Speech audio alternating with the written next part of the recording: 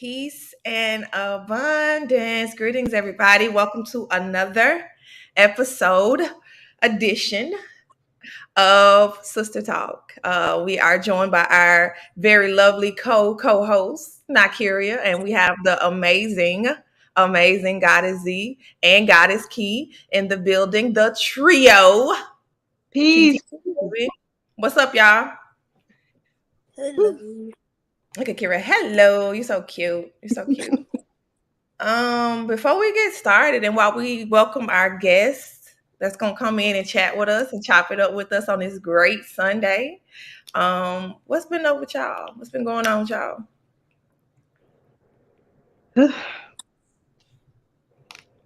Let's not all speak at once. Everybody's like, that's a good thing, right? Life happening. Yeah, it's a good thing. It's like things get overwhelming sometimes, but So go ahead. I don't know. Great thing. So that's you just kind of been going through the motions. Yeah, I have. Energy and motion. That's what it's supposed to be. When I think about emotions, I go E and then motion. It reminds me energy and motion. So when we feeling overwhelmed, we feeling like shit's getting heavy. We have to acknowledge it and let it flow. I think you got me on two speakers, Keita. You must have got your messenger open because I can hear myself on you. You can hear yourself. No. Can you hear me? I can hear you. You can hear me? Okay, I'm good now. I don't know why it does that periodically. Maybe I'm too loud. No, but for real though, the emotions, we kind of all I've been talking to a lot of people and just been in contact with a lot of folk that's been kind of just navigating and going through the motions, just going through a lot. And I think about it as purging. Shit, you got to feel it to heal it. So with all that being said, it's all good. It's all good. Everything happens divinely. And that's what I've been resting in. Every time like I start to feel overwhelmed or uncertain, or I feel that anxiety or worry trying to sneak in, I counter that with an affirmation. And I got it from one of my sisters on Facebook. It was just knowing that everything happens divinely, even if it does not make sense right now. And I look back on my life and the decisions that I made, and I realized it. Damn, that wasn't safe. It probably wasn't smart, but it was good because it gave birth to ideas, thought patterns, energy, creations that I wouldn't have ever had the strength to know that I had unless I went through that shit. So, with that being said, where you at? Where you at in the universe? I muted y'all because I was getting some feedback, but y'all come on off mute. Am I on mute? No. Baby, it's okay. Oh, you was just saying, my bad. Well, nothing's really, been going on over here too much. Okay. I left a job kind of on a whim, but I don't know. I feel better. I feel lighter. Okay. Kira, y'all remember the last time Kira was on here? She was talking about her job and the people was bullying her and picking on her, them older women, because she was younger and all of that stuff. And so you quit. I did. She said, "Fuck the folk." It was they were trying to hear me out, and then I talked to somebody else and they were trying to hear me out. So I was like, I ain't finna do this. It's just gonna keep going if we don't solve this, and they weren't trying to solve it. So I just left. Yeah. It's for your peace. I've left several positions where I made a lot of money. But my peace of mind, man, I was so heavy leaving those places and after meeting with those people, like it wasn't worth my health. So, Kitty, you were saying something, but you went on mute. I don't know. Like, what was you saying? I was on mute. I'll say sometimes it takes it. Because that's like the thing that happened with me at my last job. Like, I was like basically dreading leaving it. And because I'm thinking of all the things that could go wrong when I was leaving it. But when I left it, it was really like up from there. Yeah. Now It that was was like, my thing. Like, oh my bad, my bad. But oh, like, for go me, it was I was like when, cause I promise y'all, I just made this decision yesterday. I quit yesterday. I promise I just made this decision yesterday. But Friday night after, cause I ended up having to leave work early because some stuff went on. So I was sitting there thinking, I want to leave. I do want to leave, but I don't want to leave and I have another job lined up or have bills. But I thought about it, and I was like, we'll be like, I know we'll be fine. So That's faith. That's faith, but that takes a lot of strength because that's fear too. Saying, "Oh, yeah." It's a lot. Like, and I know that that's some anxiety. That's a burden that I think.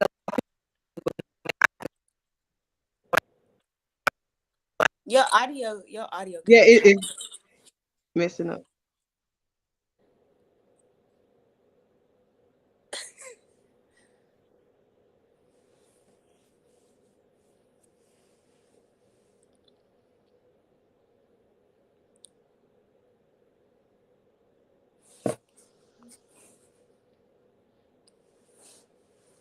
What kind of tea you drinking, Keto?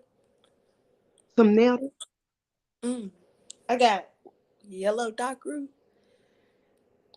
I gotta give I me mean, a I haven't huh tried it. You said the what kind you got? yellow dark root. Oh, Oh, It really helps. I was like, if I have like a stomach ache or my stomach doing something weird, I just drink that. And yeah.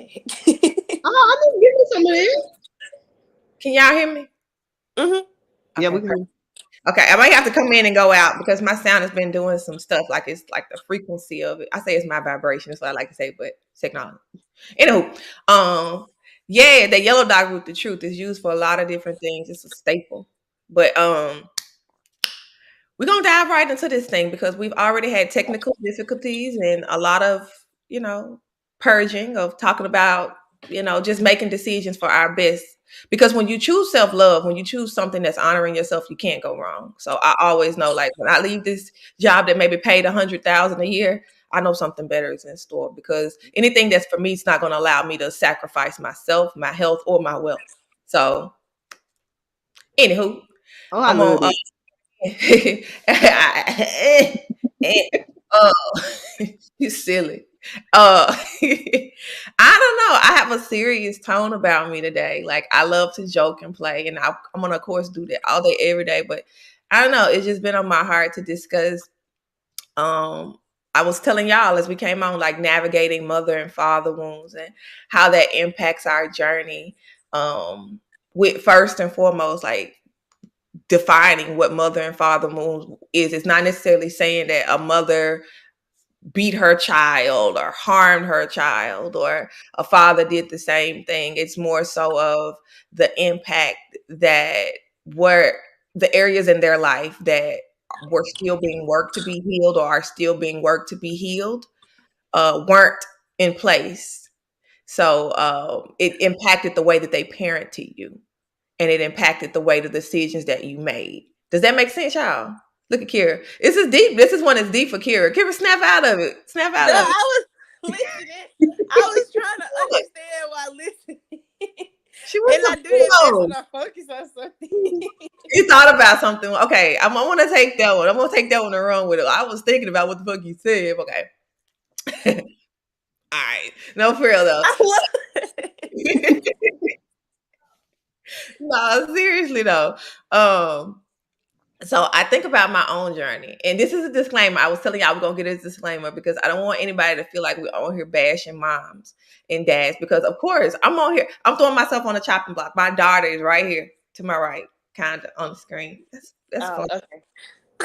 Yeah, okay. She's right there. Oh, okay, you're right. You trying, baby? You trying? Oh, no, I'm teasing.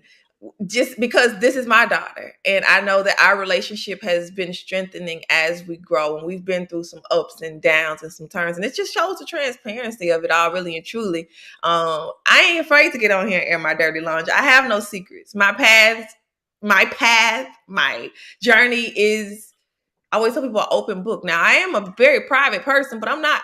Somebody may be going through something that maybe I mastered already, or maybe I need to discuss something that maybe somebody else has mastered and they can give me advice. So I'm not ashamed of anything on my journey because I walk through my journey with a pure heart. I have the best of intentions for myself. So that means I have it for the others, other people. So I don't have to hide. I don't have to, be ashamed of anything.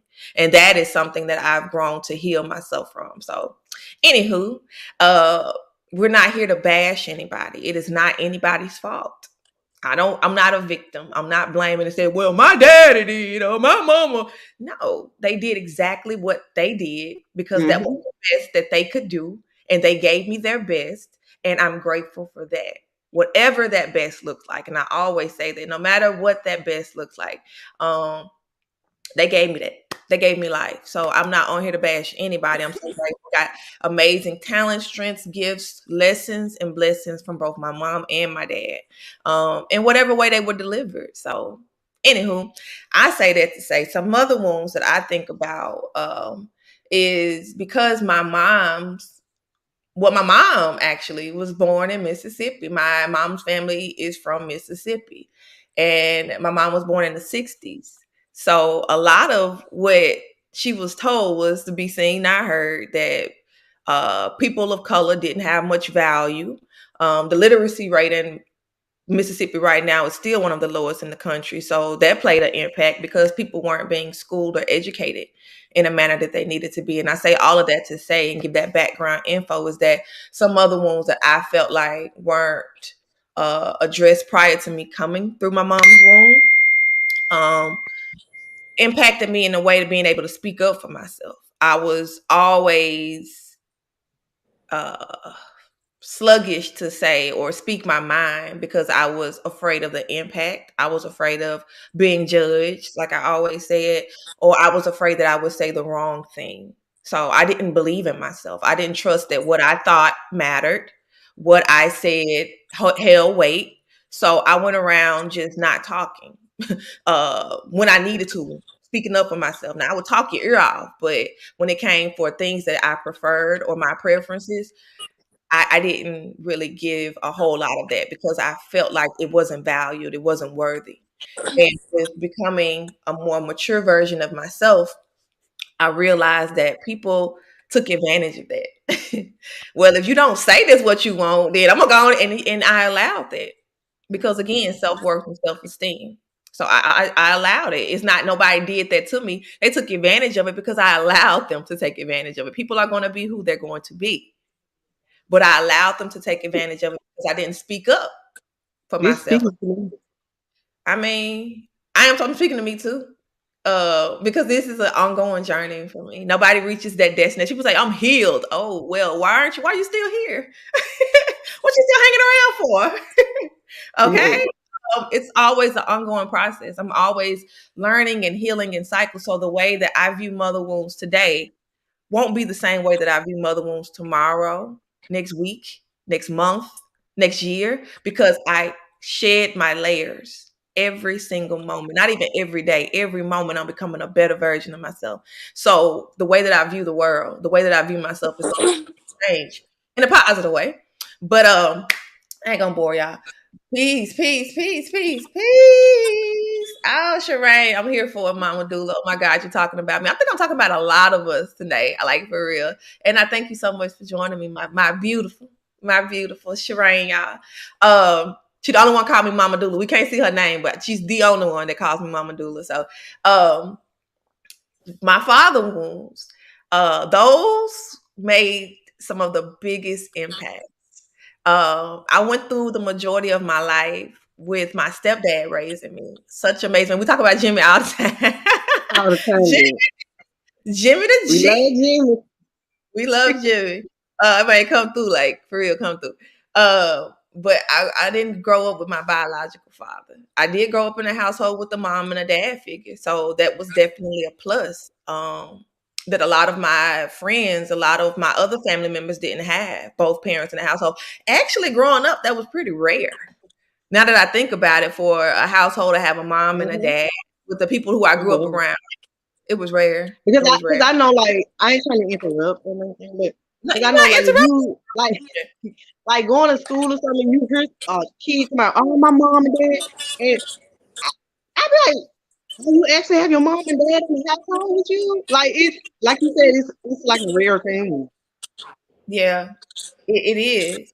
And I think that's why a lot of people can resonate with the topic and say, oh, you're talking to me, because a lot of us grew up without our biological fathers.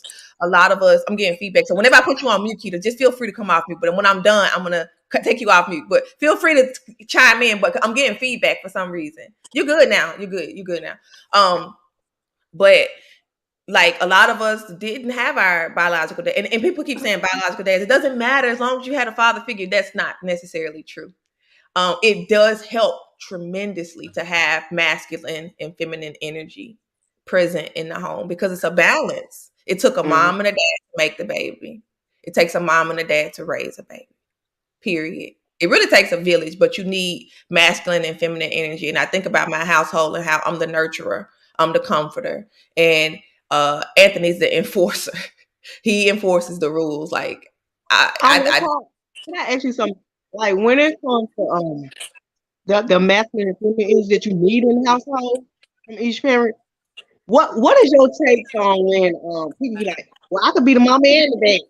You know, like when women say things like that.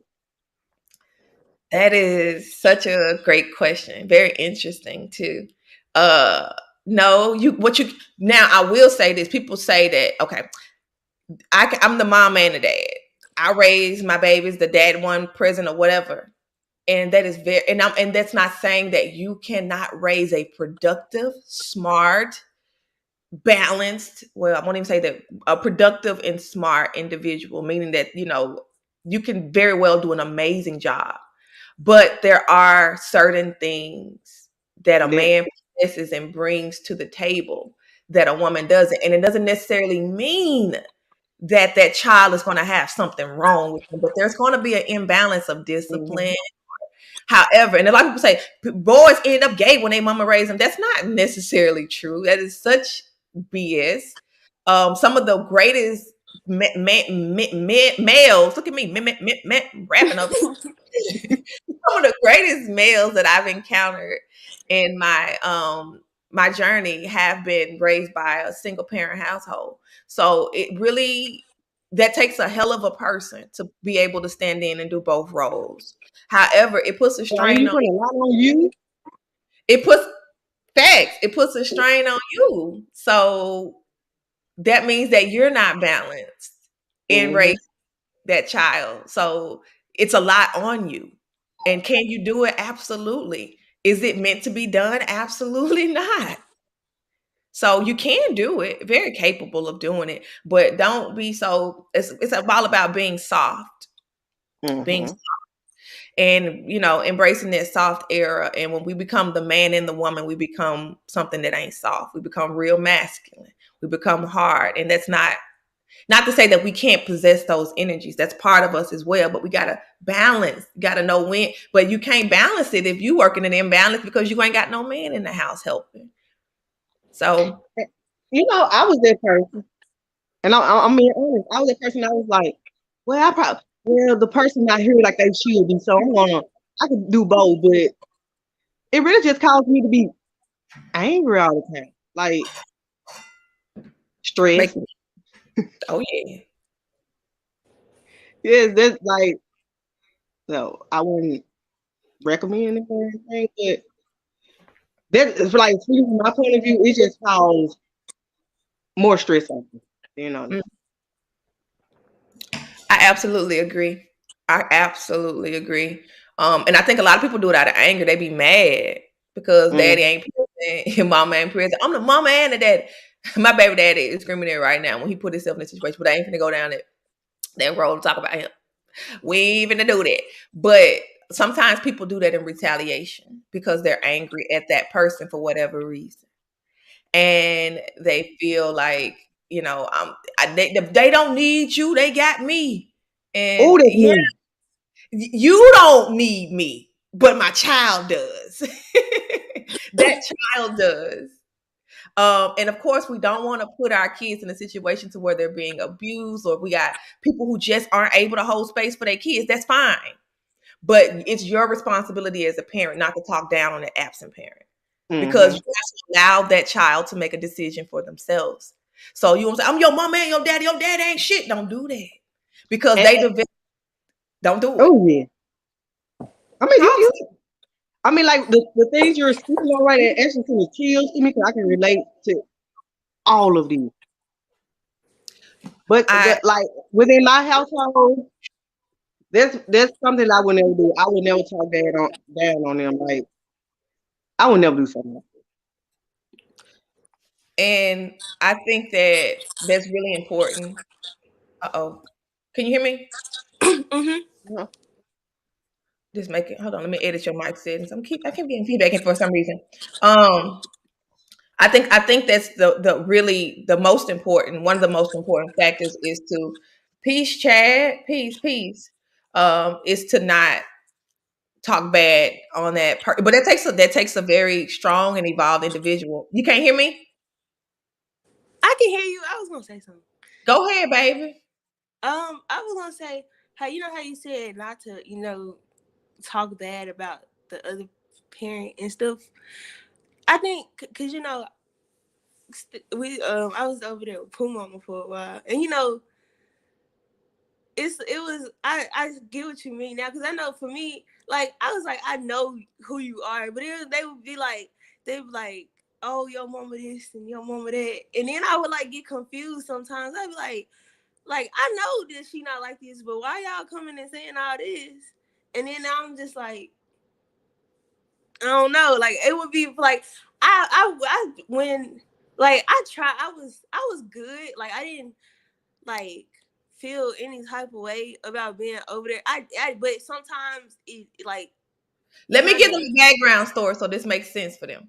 So she says Pooh Mama. Pooh Mama is a name that she gives her godmama. Her godmama raised her. I had Nakiri when I was 17, and I had already had another baby, her older brother, the year prior. So, well, 2 years prior, kind of, sort of. I was pregnant when I was 14, had the baby when I was 15, got pregnant with Nakiri when I was 16, had her when I was 17. So when I was 17, her godmama, which was a friend of, which was basically, I met her through some friends I had in school, and I was scared. I was overwhelmed. I was trying to keep up my grades, raise kids, and she offered to provide me support. She can go to school from over here, and she had what I thought a more stable environment for Nigeria. So she ended up spending time with them, and as time went on, she ended up kind of just moving in with them and spending the majority of her days over there. So that's what she's speaking about. So let me shut up. Go ahead, Will. Oh, but yeah, I was just saying like, and because it would like be like it wouldn't even just be them, like it would be them folks outside of the house, and then I'm just like, but y'all don't even know her like that. So it was just like it was weird to me, which kind of helped counter like what they were saying to me. But then it was also times like I was still a kid, so most of it was just me believing what I was hearing. But I still, in the back of my head, knew I was like, something don't sound right. Like some sound kind of off and weird. So but I still like at the end of the day, I still knew. Yeah, and that really is. I'm glad you brought that up, because that is their perspective of me. Maybe I was that bitch. Maybe I was a horrible mother to them. Maybe I was X, Y, and Z, or whatever they said to them. But that really damns you in your journey to try and manipulate a child's mind to believe a certain thing because you're scarred, because you've had a bad experience with that person. So no matter how many things that I've endured or encountered with my children's fathers, I don't speak down on them to their children, because that's a maybe they were a shitty partner, but that doesn't mean that they're a shitty father.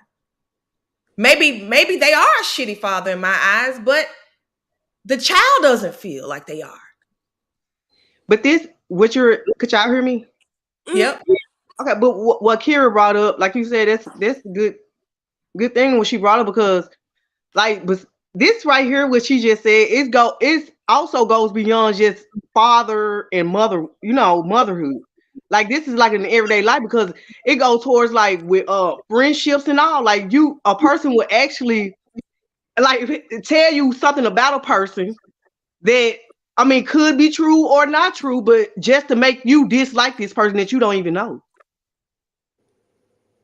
Yeah, that happened a lot in school. Uh-huh. We can't hear you. We can't hear you.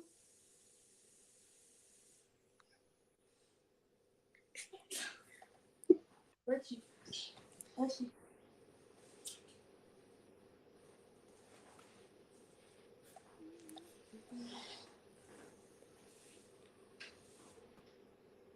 Okay, y'all can hear me? Welcome back. I'm back. Again, and y'all, I went at it for no reason. I overreacted. I was just on mute. Okay. Okay, let's get it together. That's some little girl and little boy stuff. Like, I don't like you because my friend don't like you. You gonna go? That's why that was my problem at work.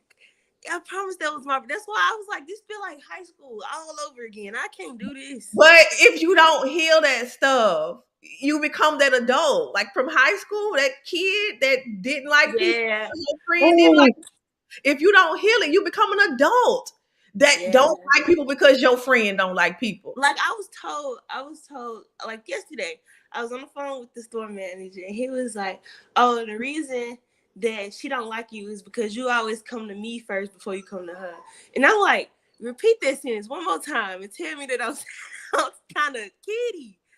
I'm like, that is crazy. Well, he a leader. He a leader though, but he listening to what somebody else said. Like, well, how do you feel? So I think that's important. I was letting him know.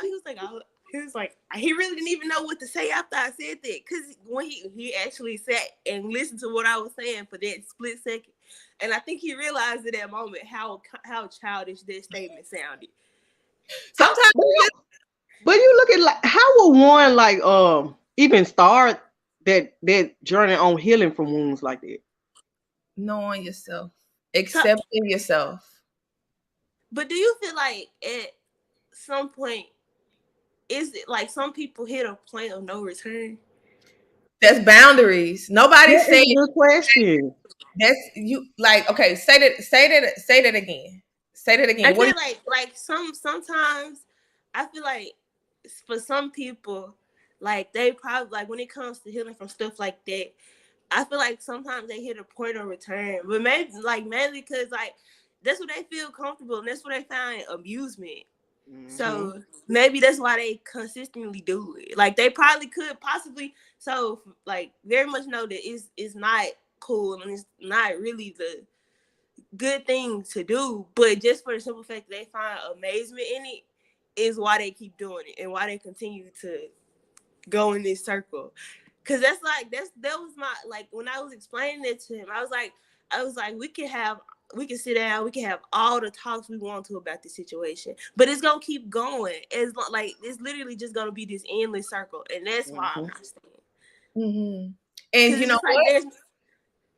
I was like, there's like no getting through to them. There's no trying to talk it out, no trying to get them to understand you or understand the situation at hand.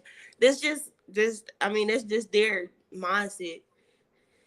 And that is so true. That comes with acceptance, forgiveness, and releasing expectations. It's like a trio: acceptance, forgiveness, releasing expectations.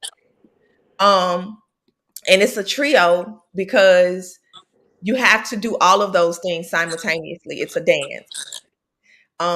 You cannot expect anybody to do anything. Okay, let me because you got to have boundaries. You got to have boundaries. So like you said, I keep talking about this. I've made my needs known. I've made myself vulnerable. I've opened up to you and it's not going to get any better. Whether that's with a job, whether that is with a relationship or a significant other, whether that is with a parent. People can only meet you as far as they have met themselves. You can't be expecting nobody to give you nothing they ain't gave themselves. This man don't even believe in himself. He making decisions based on how somebody else feel. So he can only meet you at that point of his healing. We can't expect somebody to be on our level. Not to say that they better or worse or whatever, because we're all at different points. It's no measuring. But the thing is the expectations. Because I would treat you this way, I expect you to treat me this way. That's That's not. how. And then Oh, I feel like that's too, where I get wrong at. Woo. yeah, yeah, that was with me. But like after I like talked to you about it, it was like you can't expect people to understand where you're coming from. And I like literally like right after you told me that, it was like I went into work and I kept like it honestly kept repeating in my head. And every time something would happen, I would I wouldn't even attempt to plead my case because I feel like it was gonna get nowhere at that point. So, but it would be like even when I would say things like okay, or I would be the bigger person about the situation. I think a lot of their I don't want to say rebuttal, like their response.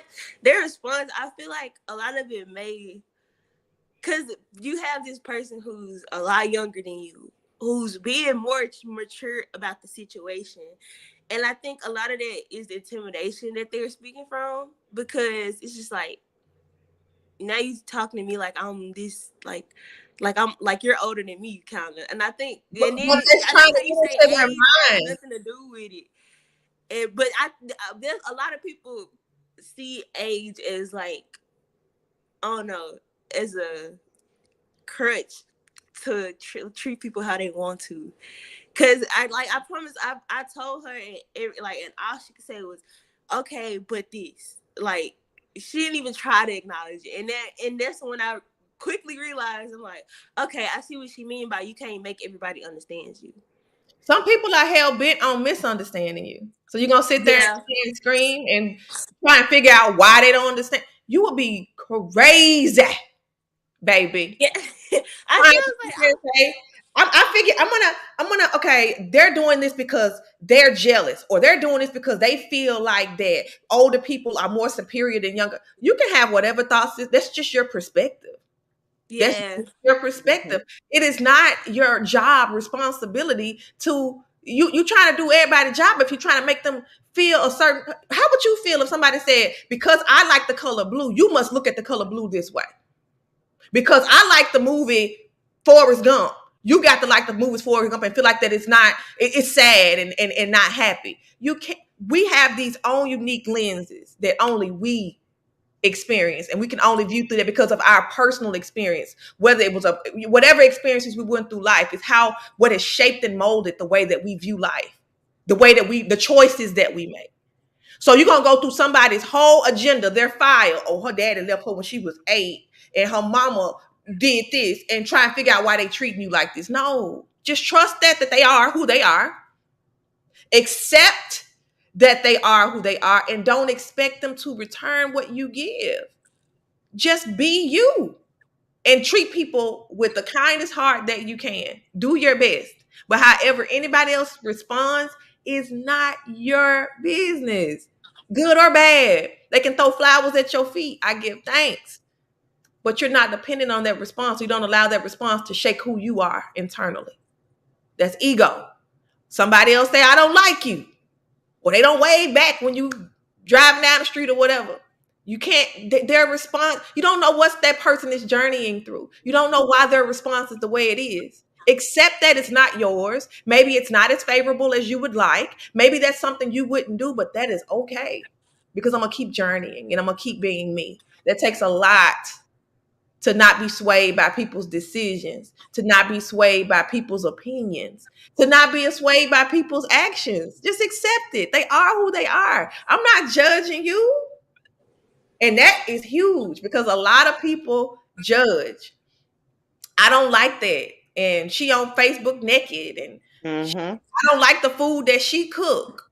Or she thinks she better because she vegan, or she ain't that good because she eat meat. That's judgment. Why do you care what somebody else is doing anyway when you got so much shit and so much healing that needs to be going on in your life? Mm-hmm. That's the problem right there. You're putting too much focus on the outer.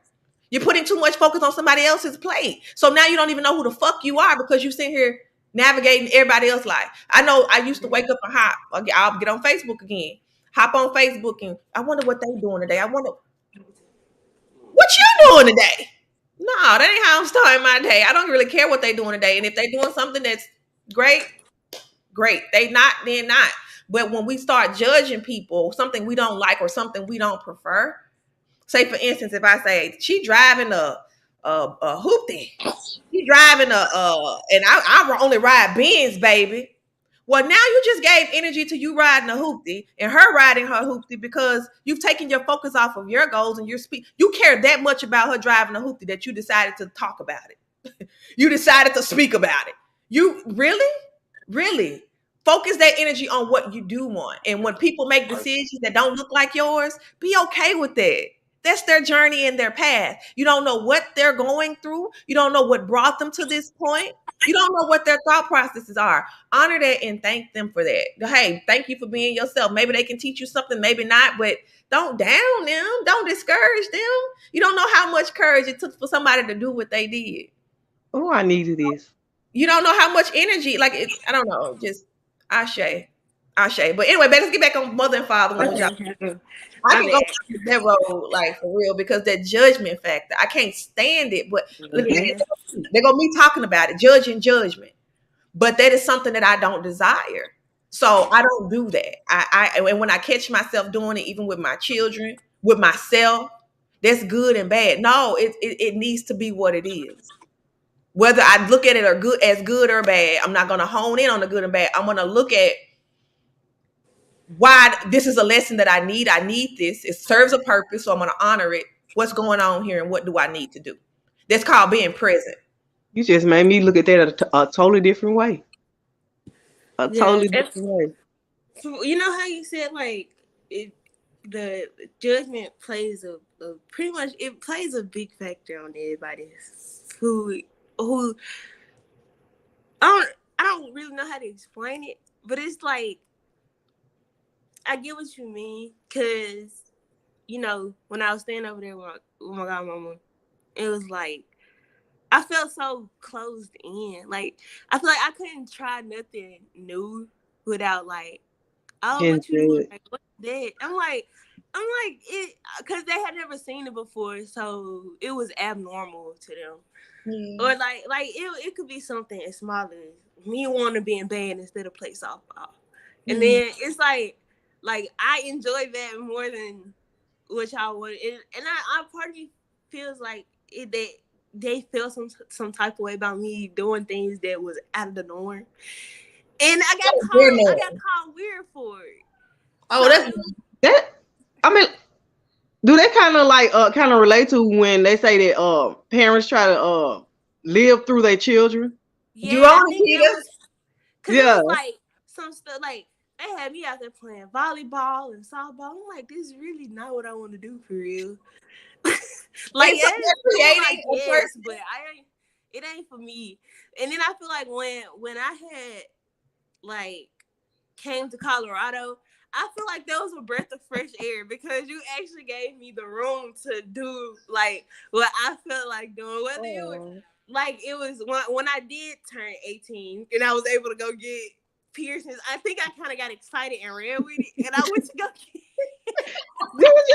you was being you just expressing yourself like you being you. It was like I used to want to cut, like I couldn't color my hair until I was not how I wanted to, at least until I was out of school, because they wouldn't even let me take my senior hairs with colorful hair. I still managed to do it, but I couldn't take my senior hairs with colorful hair. And then I get like one school out and I like leave. My hair has been so many different colors since then. But with that cause like apologies, but like by parents doing it, when that kind of cause your children to have like another thing to heal from. Yeah, because I couldn't be myself around you, and I just felt like you just wanted me to be basically you. And it messes up the trust because now you're afraid to be yourself because you're going to be judged because of it, or called the name. And that would like kind of stop your children from even trying to come and talk to you when they want to, because they're in fear that God, I mean, you blow up if I even color my hair, so I know I can't talk to you about this. Yeah, it's projection. It's projection. But I think it was. Oh, sorry. But I think it was more so for me. I don't think it was them trying to live their life through me, but it was more so them trying to control what I do. And that's judgment, because I was talking to a sister yesterday and she said that she didn't feel like she was a great parent because when her child was around other people, the child would act a certain way that she didn't agree with. But that child was being themselves. And it has nothing to do with your parents. And so a lot of people, especially in Christian households, they say that you have to abide by certain rules and certain guidelines, and wear your hair like this and not do piercings and tattoos and da da da this and da da da that. It's real bad in the South because they feel like you can't get a job. People even told me I couldn't name my kids certain stuff. They can't get a job. What about Quisha gonna work? And it's like they sure do that.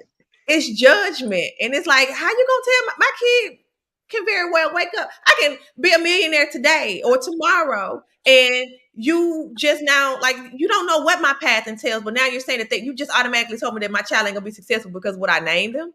That's silly. It's putting somebody in a box is judgment. But anyway, that's generational trauma. Back in the day, you had to fit in a certain box to look in a certain way, but that's no more. Like you couldn't have tattoos to get a decent job. That's bullshit. Most jobs that I see people, not everybody want to work a traditional 9 to 5. So if I work for myself, I can get tattoos on my face, my neck, my ass. It don't matter. So people have to evolve from that thinking. Oh, don't color your hair. That's unprofessional. Unprofessional for who? Maybe for you, but this is how I express myself. And so I learned that like a lot of people who still are healing their own inner child wounds or parenting wounds, they'll try to make up for that in children and the way that they raise them and the way that they present themselves to the world. So they'll try to live through their kids sometimes, or they'll try to enforce stuff with those younger kids that they didn't get to enforce when they were younger parents. So that what they'll do is try and make you put you in a box and change who you are, and that's more shit that the child has to heal from. Because for all they know, you could have came to be a famous hair designer that color hair, and you got an early start by coloring your hair. But now they've hindered you from what you truly wanted to do. Because now, of course, you got to have boundaries. The kid can't be running around here just doing what they want to do. They have to have discipline. But if it's not hurting them, you got to question those beliefs. Why would I say she can't color her hair? Why don't I want her to have that piercing? Why don't I want her to play baseball? Do band, and why is it baseball is more important or softball is more important than band to me? Why? Why are those forms? And you'll realize a lot of that shit goes back to a belief system that they don't even know why they're making those decisions. But their mamas made that decision. Their daddies made that decision. The mamas made that decision. Nobody healed it, so it's just being passed on. If mama didn't do it, then I ain't doing it, because you respect mama. You respect daddy, but that don't necessarily mean that that's right for your path. I'm not even gonna say right. It doesn't necessarily mean that that's the road, the journey that you need to take. And you don't have the right to tell anybody, even your children, how to journey their path. You be there to support them and provide them the most sound guidance that you can. Give them all the love that you can give. But you don't tell them, you don't tell them what's considered right from wrong. Because your audio choppy again.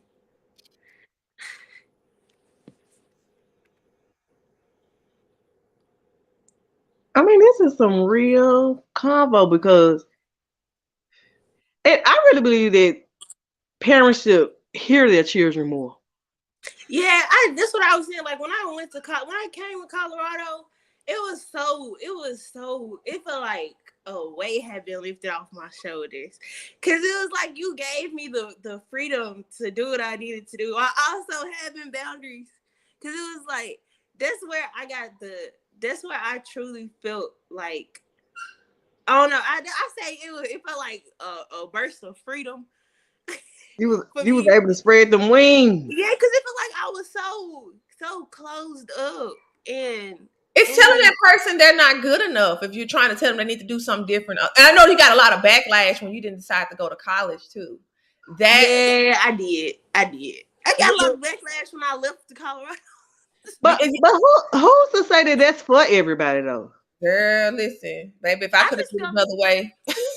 For me, because I promise, you told me something, and that one sentence made me decide. I was like, I really don't want to go now. Like, because you were like, you had friends who went to college to be nurses, and different, like they went to college for these different things, and they have a normal, like I don't want to say a normal person job, but like a job of somebody who could get if they didn't go to college.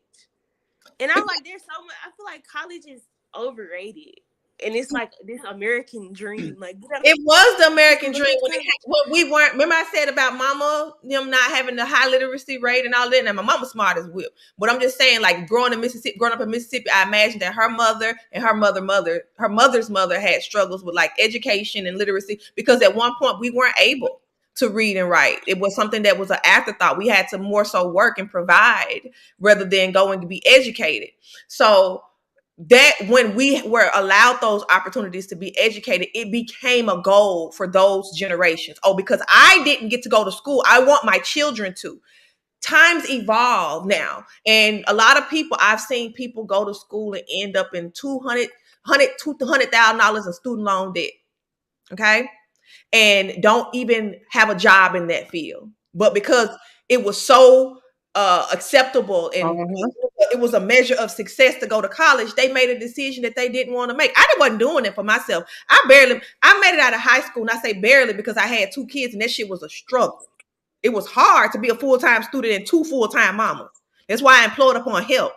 However, for some people, like going into, I say all that to say, because I'm for real, I'm going to be long-winded. When you're working a job and you're not happy, you're not going to do a good job. You don't do a good job, they probably ain't going to keep you, or you're going to quit. If you're not, you spend a lot of people spend a lot of time at work. For some people, 40 hours or more. They spend more time at work than they do at home. You need a positive relationship that you're walking into when you're going to work. If you're walking into stress every day at work, and you're working for 40 plus hours a week, that ain't doing shit but killing you. You killing yourself for $1, period. And it just is what it is.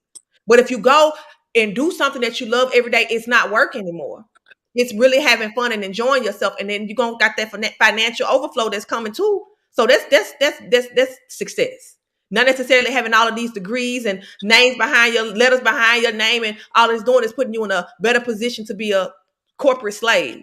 It's the same shit. I've had jobs working at Sonic, and I've had jobs working in corporate America. I've made less than $4 an hour as a waitress, and as much as 60, 70 an hour as a nurse.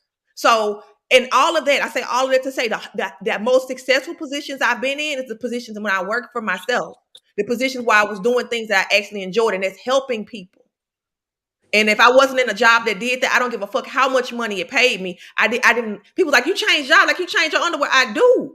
Now I do thank my education for that, because I can go work wherever I want to when I want to. However, I value myself too much to be giving somebody else's dream this much time, effort, and attention from me, and they're not giving me the bare minimum, making sure that I'm safe mentally, to make sure that I'm safe and people ain't attacking me and saying foul shit, and they not standing up for me or upholding my rights.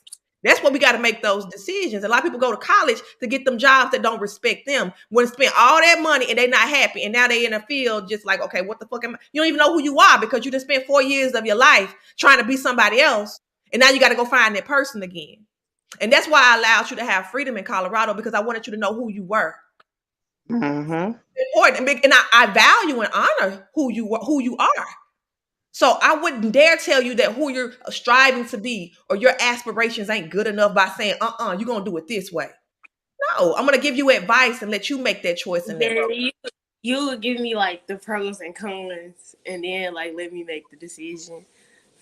Shireen said, I'm 32, never colored my hair. I have no tattoos, but of the generation trauma spells I have to break within myself. I'm healing and growing so much. And I'm trusting my sons and their inner knowing. It's a process, but I'm breaking through. So glad you're having these combos. Beautiful. And it's a lot. We adopt those beliefs of, I can't wear that dress, or I can't wear my hair like this because somebody else said that it's not acceptable. But is it acceptable for you? Are you going to be your own person, or you going to keep living in somebody else's shadows and beliefs? Like, what you going to do? Piss up, get off the pot, like the old folks say. But I want to hop into daddy wounds real quick. Some of the things that daddy wounds, I'll talk from my perspective, and y'all chime in too. Because I had my stepfather who was operated just like my biological dad. I'm talking about this man poured so much into me, so many beliefs. Hey, Jaden, so many beliefs, so much love, so much guidance and wisdom. However, I say it's important that the biological father has some type of role if they're capable, because that I'm part of my daddy, my biological daddy. I'm part of my mom, my biological mom. They have aspects of themselves that directly mirror me, that they can help me navigate, that they can help me because they're older, more evolved. They've been on this earth longer than me this lifetime. So they can tell me some stuff that maybe I don't have the wisdom to see because they've experienced much more, right? So it's important that you have that energy that created you, if it's possible, to help you to help balance you. Oh, I noticed that's the aspect I get from my dad. Let me see how he handles that type of situation. Oh, my mom, that's why that I picked that up, because that's kind of because sometimes it ain't even our shit. When a mom carries a baby in her womb, that womb we talk about in the womb wellness course, it stores. It's a tape recorder. Traumas, good events, bad events is a fucking tape recorder. And if we don't process those emotions, they stay there. That's why a lot of people have heavy periods, painful periods, because those are womb traumas that need to be healed from lovers, from experiences. And when a mom carries her baby in her womb and and that stuff isn't addressed, the womb is the house that the baby live in. That's the house. The baby's literally grown in that space. And if there's energy there that hasn't been cleared, guess where it goes and bleeds off on that child, whether it's a mom, a baby boy, or a baby girl. But it's especially true for a baby girl because she holds a womb as well. And in her womb is her eggs. So when you're born with all the eggs that you ever gonna have in your lifetime. So that's how generational trauma is passed through. It's a very spiritual, very, very spiritual. So I ain't pregnant, but when I was pregnant, I'm enjoying the summer. When I was pregnant, my ovaries were in place. And my ovaries, I had my eggs. So whatever energy that my mom housed in her womb when she carried me, when I came through the veil or I came through that birthing space into this realm, I can't. That's called karma. So a lot of the shit we have to pay for or heal is literally generational because it's been passed down and not healed, and that's why it's important to be who we need to be and being ourselves because we come with purpose. We come with assignments. And when we living in somebody else's previous version, we ain't operating in our assignment. Be Wow. yourself. Is that why? Oh my bad. Wow. Is that why most people, how the people be saying like, if somebody kid like, I don't know, not act out, but when somebody kid do something, they be like, when they have a kid, they gonna get that back in return. Is that why people say that? Well, I will tell you that. That's why a lot of people say that for real.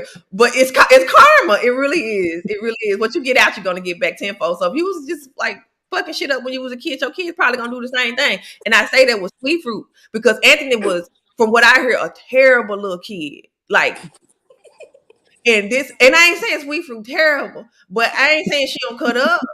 I ain't saying she don't show out. And it's like calling shots, telling you what to do, bossy, show out.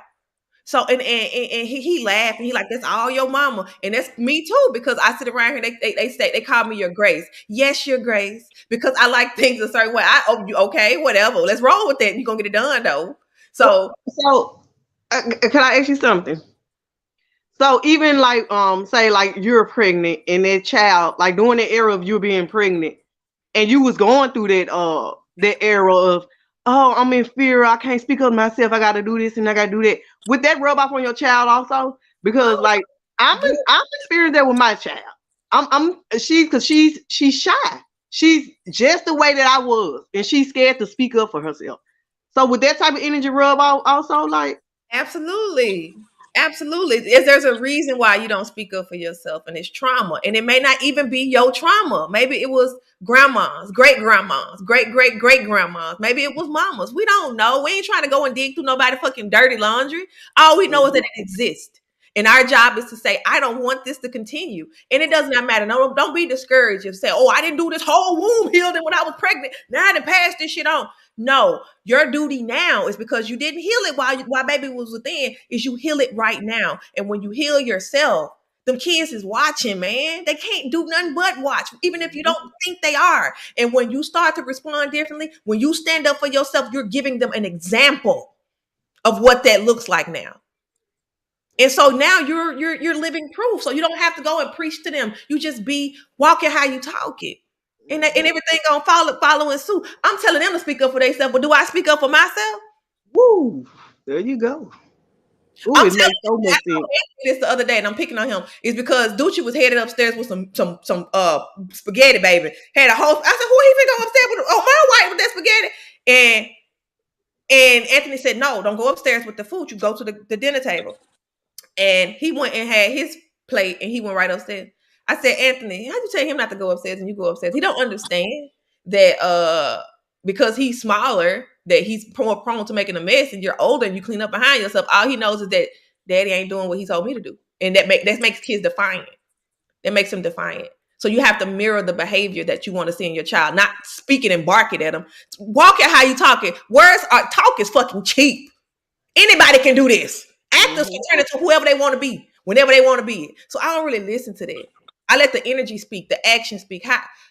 Like I would love my kids to eat better. So I'm gonna eat better. And that's what I did. And then they started trying shit. They started So making basically, you have to be the example. yeah, pretty much. Yeah. Ashe, 11 Ooh, I let me.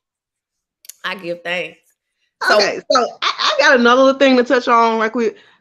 What I have also seen in households, I'm not saying every household, but what I have seen in households is children react differently to masculine energy than female energy.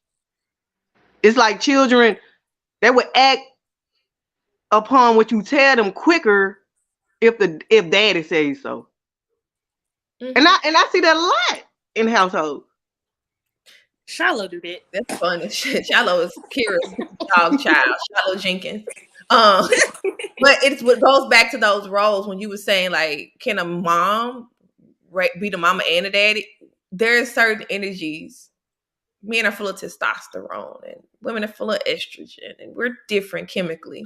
So we behave and offer different things. In a balanced household, you got the man and the woman. Do it got to be perfect? No, ain't nobody perfect.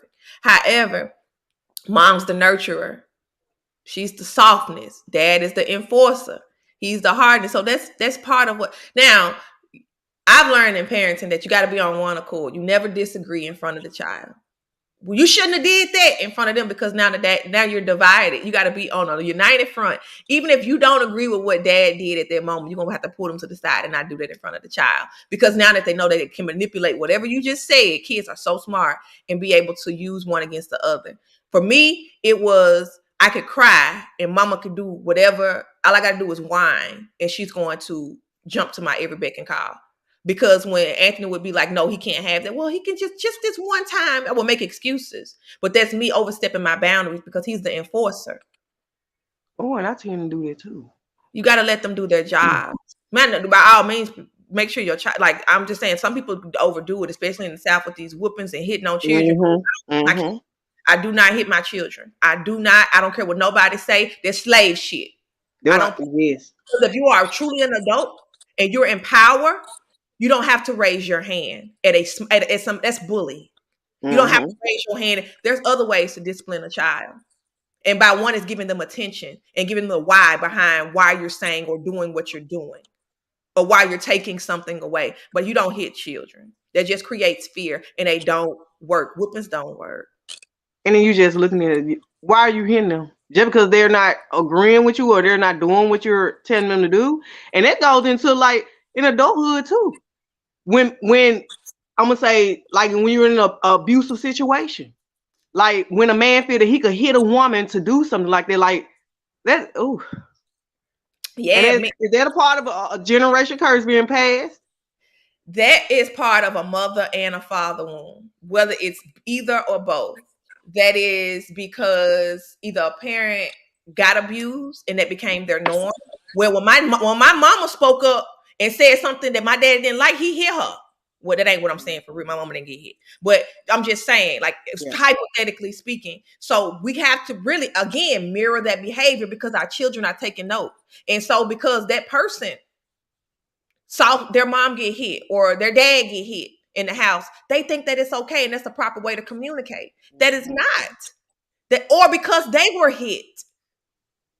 That's how they come. Well, when my mama got angry, or my daddy got angry, or when somebody got angry at me, or whoever raised them, they got angry, and they didn't agree with something, or they didn't agree with a person, they fought or they hit, and so they mirror their behavior, and that became their truth. That became their belief system. This is how I behave and react. And then another thing is that people don't know how to balance themselves, and sometimes when you have a lack of power or self-control, that's the only way they know how to express themselves. And I'm gonna need for you to take that over there because that ain't welcome here. And if Never steps their way. yeah, Yeah, that's like even when I like working, even like just working at different places and being in the household I was in, it's just like sometimes when it happens, like people whooping their kids, I just be like, okay, now you're going too far. Cause it's like, yeah, I get it, like they did something bad, but I just feel like all that is unnecessary. But I want to know, like, what is the whooping doing though? What is it proving? That's Like, what I like want. what? It's like, To me, it's really pointless. Like, you're and just then people, inflicting pain on these children or yeah, and more then they be like, shut trauma up, if I for give you something nothing. to cry about.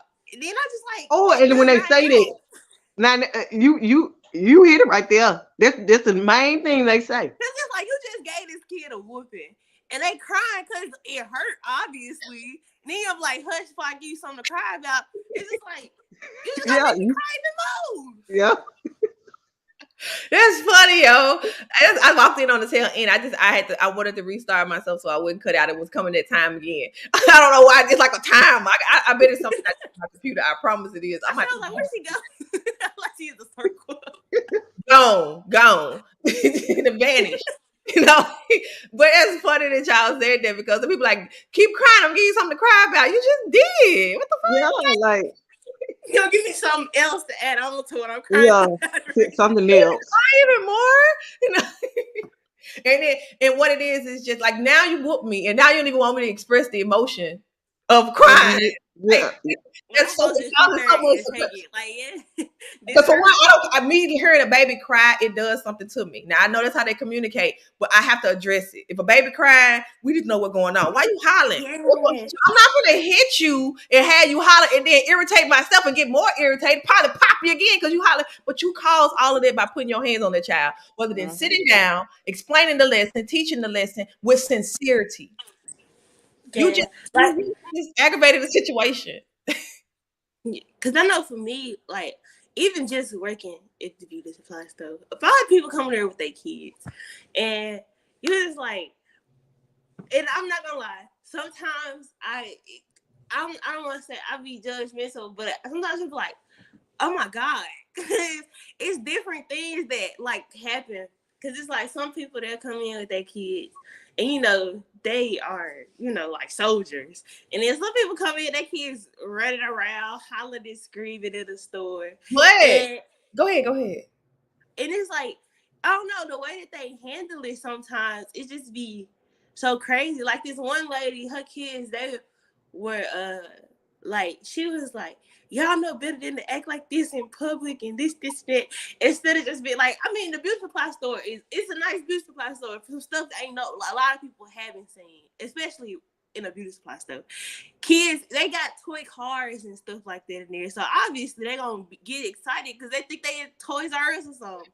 But she was like, she so got on these basically, kids' page. these parents really get mad for the children being a child. Really, Yeah, like kids Baby, got drop scared the of what mic. happened. Instead of saying like, okay, this like I get it. It's a lot of exciting, bright lights in here. It's toy cars and scooters and all this and all these different colorful things in here.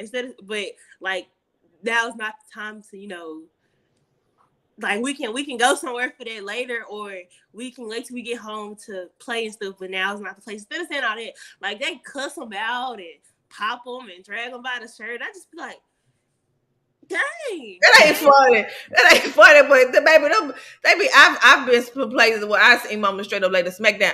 I used to be a home health nurse, and I ain't laughing at this.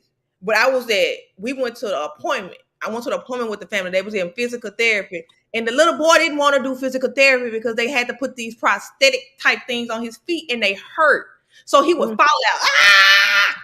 This lady took off her flip flop and started hitting that boy in Labana in physical therapy. I'm like, girl, you gotta stop because they're gonna take our asses to jail. Please don't do that. And they that's exactly what they did. They rolled up on her. They didn't take her to jail, but she almost went because the dad wasn't there. Daddy dropped us off, and he wasn't there. So the boy was like, okay, I'm finna show out, and he cut up, baby. And mama didn't know what to do.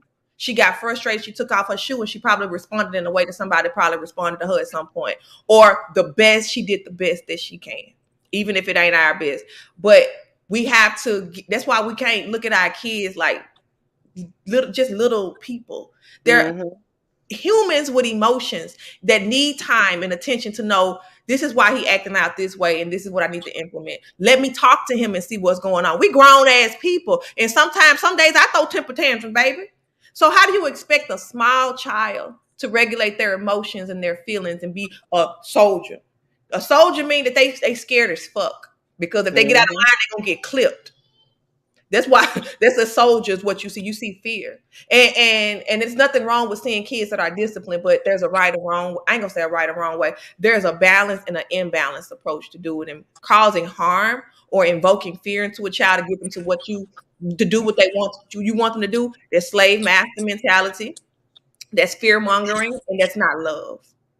It's not love. You get a child to do, first of all, not do what you want to do, but you want them to mirror your behavior and you be on your best behavior for your child. So she said she's gonna call these sessions soul food. I love it. But at the same time, we have taught kids not to be kids. Kid, how many times we couldn't go swimming because we had perms in our hair? Oh, yeah. And what mama always say, I ain't gonna get in that pool. Head gonna be napping as a sheep butt. Well, be napping as a goat tail. A goat tail. And that right there put trauma on us thinking that our natural wasn't good enough. Because if my hair nappy, then I ain't pretty.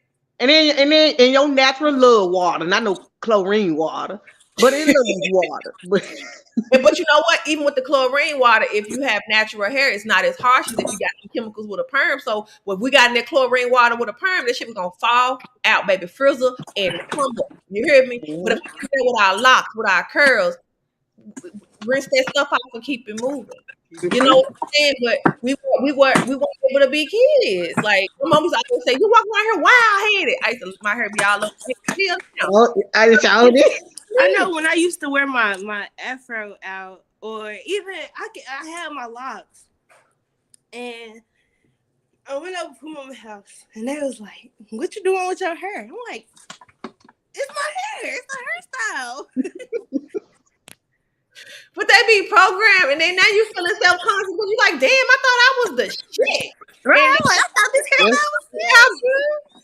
Creating more shit to heal from. I remember when I first cut my hair off, y'all had a sew-in, and I was on a budget, so my sew-in was in for a little too long, probably about 2 months. And I went and cut what had happened in them 2 months. It was on purpose. When I went to cut the thread out, I saw some curls popping up on my edges because my edges had started to grow because I kept the glue out my head. I said, "Ooh, that's my real hair." I didn't even know, y'all. I was in my 20s and didn't even know what the fuck my natural texture looked like. That's what happened to me. That's what happened to me. Because I had some box braids. And I had them for like 2 months, 2.5 months. And then I took them down and I washed my hair. I was putting shampoo in my hair. And I was rubbing and the roots of my hair. I was like, hold on. You see? I'm like, hold on, I got curly hair. I'm gonna go natural. And then like they tried to tell me like, nah, like not to do it. And I was like, no, I like my hair. Like I walked around with 2 hair sections for the longest before I decided to cut it off. You said 2 hairs. I had Kara. You had more than me, baby. All I had was a little top. All this shit was gone. I didn't have the little top. I didn't have a little top right here, but I had the little top. The little buzz started coming in on the side. I saw them curls. I said, "Oh shit!" I don't curl popping. I remember getting in the mirror and holding that little mohawk up and cutting off the perm. And I seen my hair for the first time, and I was so in love with who I saw and what I saw. And I felt like I could fucking run my scalp felt fresh air. Yeah. My scalp got sunshine. And I was like, I don't want to put that shit in my head no more. I don't want to do it. People talk bad about me, baby. I was on a dating site at the time, baby. I was looking for love in all the wrong places. And that man said, I don't do the Erica Badu. Not the he said, I don't do the Jill Scott type. I said, oh, what the fuck this supposed to mean? He said, your hair. I said, oh, okay, sucker. Baby, I ain't go off on I just knew, but I didn't let that waver me. I'm like, bro, like Mm-hmm. you just that's so limiting. And but I know I honored my beauty. I didn't let anybody outside dictate that because if I didn't, him saying that would have made me go change my hair. Yeah. Oh, no, baby. Yep. Then you just ain't for me, and that's okay. You gave me your standard. I don't meet your standard, but you know what? There's somebody else that I Yeah. meet their standard, and I'm not knocking you because you don't want nobody that look like the Jill Scott type. What he meant was natural. And I was like, well, damn, that speaks volumes. I can say what I want to say. I can believe how I want to feel. But I mean, believe what I want to believe. But at the end of the day, we ain't no energetic match. Thank you, but no thank you. You know what I'm saying? But that's a father one too. What you gonna say, Miss Wilson, before I cut you off? Like I do sometimes. What was I gonna say? Oh, I was gonna say how some people like when I first went natural, like being natural is this. Like you couldn't find no videos. Like you had to like Yeah. subscribe to this one person and hope that they had like I don't know, hope they had some good content or you kind of was up the creek. You got And Yeah. that's not like because it was a lot of times where I didn't know what to do with my hair. Like it took you because you were natural and well you had like faux locks, but you were natural at a point in time before you had got your faux locks. And so it was like I had to watch all these videos, see what all these like and at the end, like once I finally got the feel of my hair, it was like I got to the point where I was like, I really don't even need all these products that all these folks got. Like, I don't need a whole cabinet of products to make my hair last. I just really need to know how to manage it. And once I learned how to manage it, I was like, all right, now I like it. Because at first it was kind of frustrating because I was like, hers look like this in the video and mine look like this and my hair ain't that lit yet. But my hair grew so much though. Like my hair grew because I had short hair for forever. But it wasn't even short. It was like right here. Like right here. And it was like it wouldn't grow past it when I had like relaxes and I was flattering my hair. And it was because at that time I didn't know what heat damage was until I went natural. mm-hmm. And I realized that I had a lot of heat damage on top of having relaxed hair. So it was like when I went natural, my hair like had never grown so much. I was like, it was a lot. But I'm glad I went natural though. Me Because Mm-hmm. I it want felt to like know a what it whole is. new journey. And now I got locks. So it's like another journey. oh man, that lock journey is something serious. We with our natural hair, we're taught, like we were saying, with the perm in the pool. We knew not to get in the pool with no perm hair because as young kids, some people perm their kids' hair as young as 5 and 6. Mm-hmm. See all the lawsuits out about the perms and the things that they're causing because again, right here is a direct connection to our womb space. So a lot of the chemicals or the products you put into your hair directly affects your womb and your fertility health, feminine health. So that's another show for another day. Anyway, You got a lot something. of we taught to take care of we're taught to when we flat iron this we know the ins and the outs of how to take care of texturized perm hair other than natural hair. So a lot of people will transition to natural and say, "Oh, baby, I did it for 5 years. I couldn't do it no more. I welcome that perm." And it's because we're not taught to take care of our natural texture. So it's a whole journey. It's a whole learning process. It takes patience. It takes trial and error. And some people just ain't ready to do Your audio. Your audio, well, it's gone now. But what was I gonna say? I was gonna say, I know for me, like being in school and seeing everybody else with their hair done and stuff. But there was like, cause I cut my hair when I was in like 8th grade. But seeing folks with their hair, it's still doing it.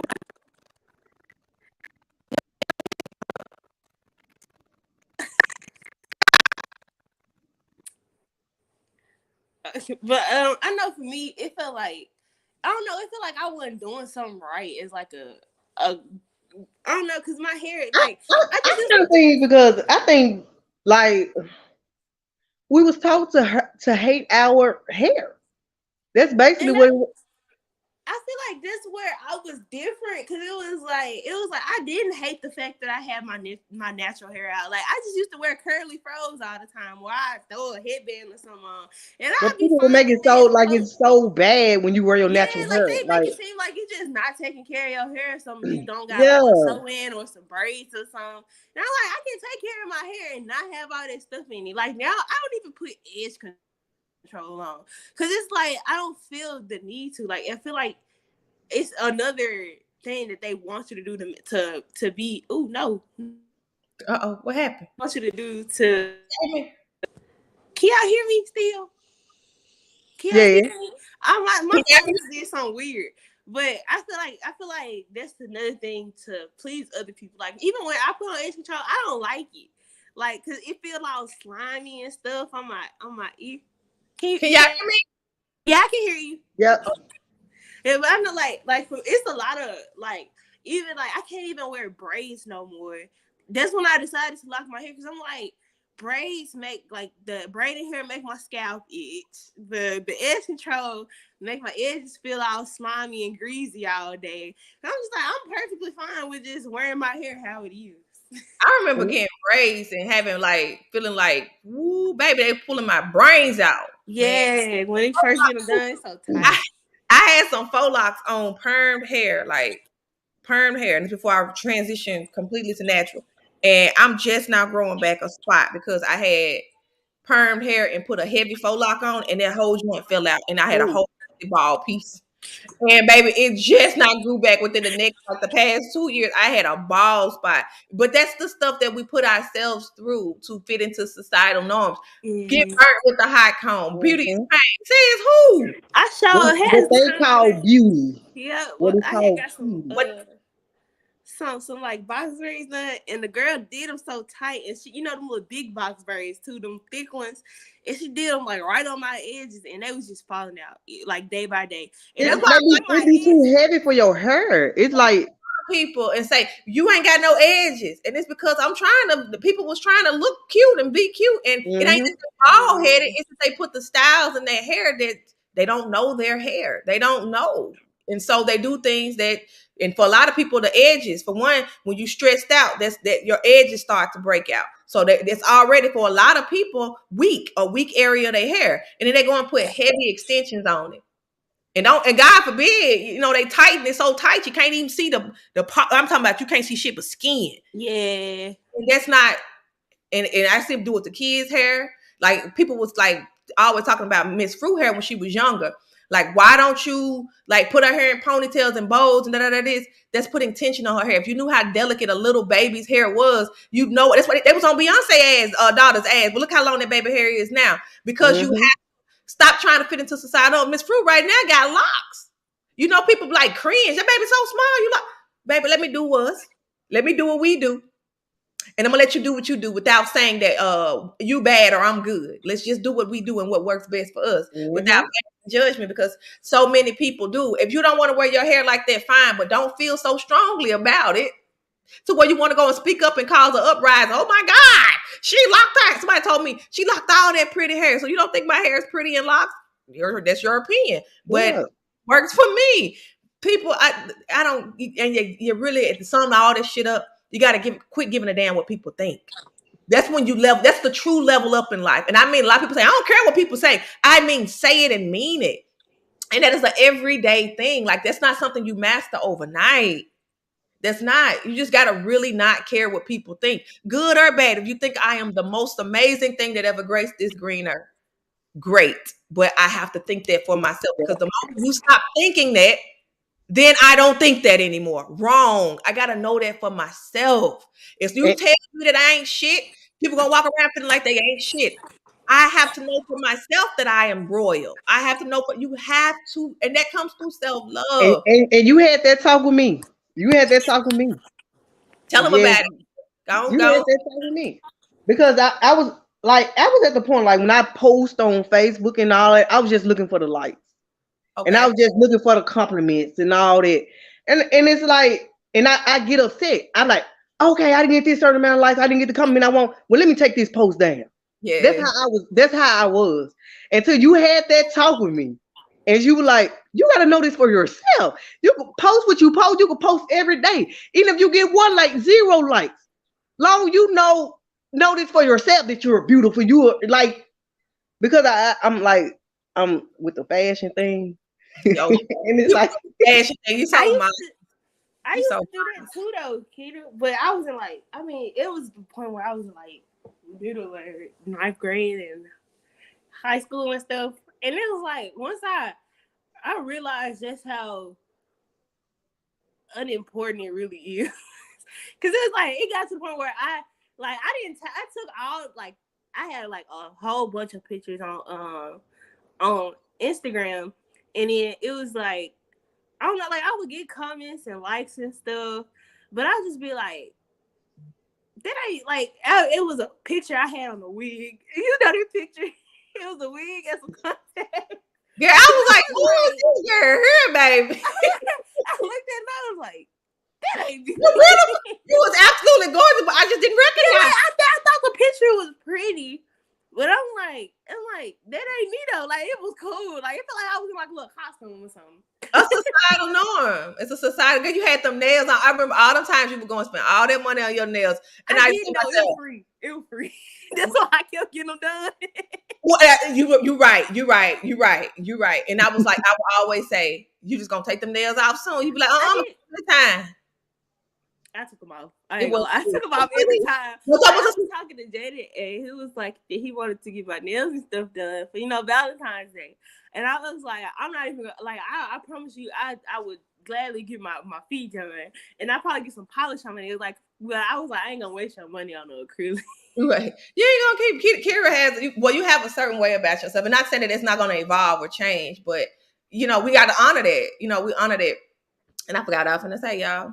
I guess it wasn't important. I lost my train of thought, But but it's like, oh no, I find it like the stuff, the nails and stuff, they be cute. It's just not on me. Now I ain't gonna say it'll be cute on me. They be cute on me, but it ain't for me. it's a lot. It's a lot to do with nails, and they get a lot of bacteria and stuff on them. mm-hmm. Yeah, and then it's like you can't do that with. You can't hardly do nothing with them. We swabbed a nail in microbiology in nursing school. We swabbed somebody's acrylic nail, and what we found under there in the microscope was You told me it was that, and it's absolutely like disgusting. even without acrylics, I scrub under my nails like You ever have since to. you told It's me. not. It's really not sanitary, but that's people do what they do. I'm not here to speak on. If you want to wear long nails, I don't care. Do your thing. Do your thug thizzle. But back to these shares and likes because we're gonna wrap the joint up soon. Okay. uh the shares and the likes on Facebook. A lot of us get on there because we are seeking validation. And when we seek external validation, or when you not to say that you at certain parts of your journey, we all have been there. And sometimes you revisit that. It's not I'm there and I'm healed and that's it. It's an ongoing process. It's levels to this shit. So when you're on Facebook and you find yourself looking at a post or getting ready to delete a post because you didn't get the response, again, expecting something from people. Mm-hmm. You didn't get the response that somebody else had. Oh, this motherfucker put on a paper bag and a baseball cap and got 1,000,000 likes. And why are you comparing yourself to that person? And that's why on my Facebook, you can't see how many likes I have. I can't see how many likes anybody else has. That was a way that I got away from that because it does not matter because you just comparing yourself. I wonder how many people like this post that she wrote. Oh, nobody liked that. That's not a gauge of that Mm-hmm. person's value. That's not a gauge And of my value. that used to be me. And I get on there mad doing the whole post. I often delete y'all. Y'all ain't interacting with this Facebook page. Y'all Jared, that used to be me. I feel like now I look at social media like even if it's just like I will admit TikTok, I watch the comments because sometimes the comments be hilarious. But it's like any other app like Facebook, Instagram, like when somebody posts something, it's like I can still see, but it's like I'm not looking to see, oh, they post this, how many likes they got, or what do people have to say about this, or like even though I will say that I do it on TikTok, like I said, because it's hilarious. It's like TikTok is a funny place. TikTok is like the most unreal place ever, and it's funny. All of it is the metaverse. Yeah, like I'm like, it's literally an alternate reality. It's an alternate reality, and people make that if people go and buy stuff. They go like I seen people go and do extravagant things just for the pictures. Yeah. So they can post it on Facebook. Like they don't even have fun in real life. Or do like they go do they don't even be having fun. I've seen people do this on vacation so much. Then I just say vacation. You can't even enjoy vacation because you on Facebook trying to show everybody else why you have seen people literally put their life in danger for a picture. Lord. On vacation.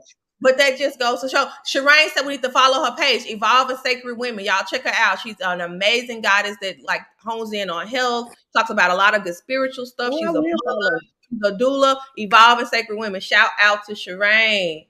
Yes, yeah.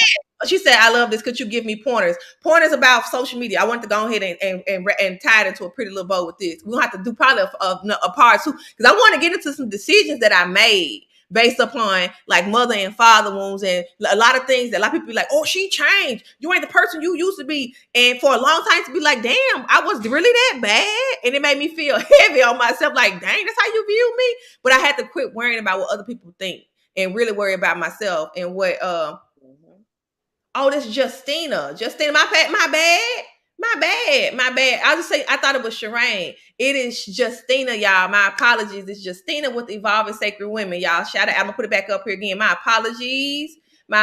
She said she just started. My bad. When I can't see Facebook user, the only person that usually pop up like that is Shireen. But I guess it's more than one. I think it's probably something going on with Facebook right now. My apologies. Okay, I love this energy. Gratitude. Thank you so much. Didn't mean to do that on purpose. But what I would recommend is not like when I said about like people projecting and saying, oh, baby, you used to be a hot mess. Now you this, and this. And I'm like, damn, but I thought I was my best self at that time, because I truly was. So not allowing other people's opinions and projections to bleed off on me. And we have to carry that into social media and everywhere, every aspect, because if we're going to engage in social media, no matter how we weigh it, a lot of people get on there and compare. Oh, damn, I went to the same high school as her. We was in the same class. How the fuck she doing all this? I'm not, people not good enough now. Oh, she married and da-da-da-da-da, and I ain't married. It's comparison when your journey ain't meant to look like nobody's but yours. And you got to remind yourself of that. So when you get into that moment of where you post this picture where you just knew you was the motherfucking bomb.com and you get 2 likes or no likes, you're presenting yourself to an audience of people who probably don't even like themselves. So how you expecting them to show you real love? Or genuine, I ain't gonna say real love, but unconditional love. Half the folks don't even like themselves. How you think they're gonna like you? So you gotta fill yourself up. You gotta love yourself up first. And know that the response that you get, okay, great. If I change somebody's life, wonderful. That's icing on the cake. But I'm looking to change my life. That is my main objective. That is my biggest project. All right. So a lot of people jump off the porch thinking I inspired myself so much. I'm ready to inspire others. And they think that they have to get on there and people got to automatically gravitate to them, automatically have 2 million followers, automatically blow up. And guess what? If you just only meant to cross one path with one person and change their life. No, change that and go internally. When you're trying to share your gifts with the world and express your gifts to the world and share what you've learned with the world, be yourself. Put that out there, good, bad, and indifferent. If you love that picture and they didn't, you keep it up there because you love that picture. You're not stop people pleasing. That is a sign of insecurity. When you're trying to please people, I want them to like. Not everybody gonna like you, and you got to be okay with that. They're not everybody's meant to like you. And I give things that you help me from seeing it that way because I did not see it that way. I've just seen it. You just like I would basically like saying you're just doing this for nothing. You're doing this for nothing. Like no one sees you, but I see me. I see me. And I thank you. I thank you. And some people see you and they just don't have the courage to say, "Oh, she's beautiful." Sometimes they got so much ugliness and jealousy in the way for whatever reason because they got light too, but it causes them to feel insecure.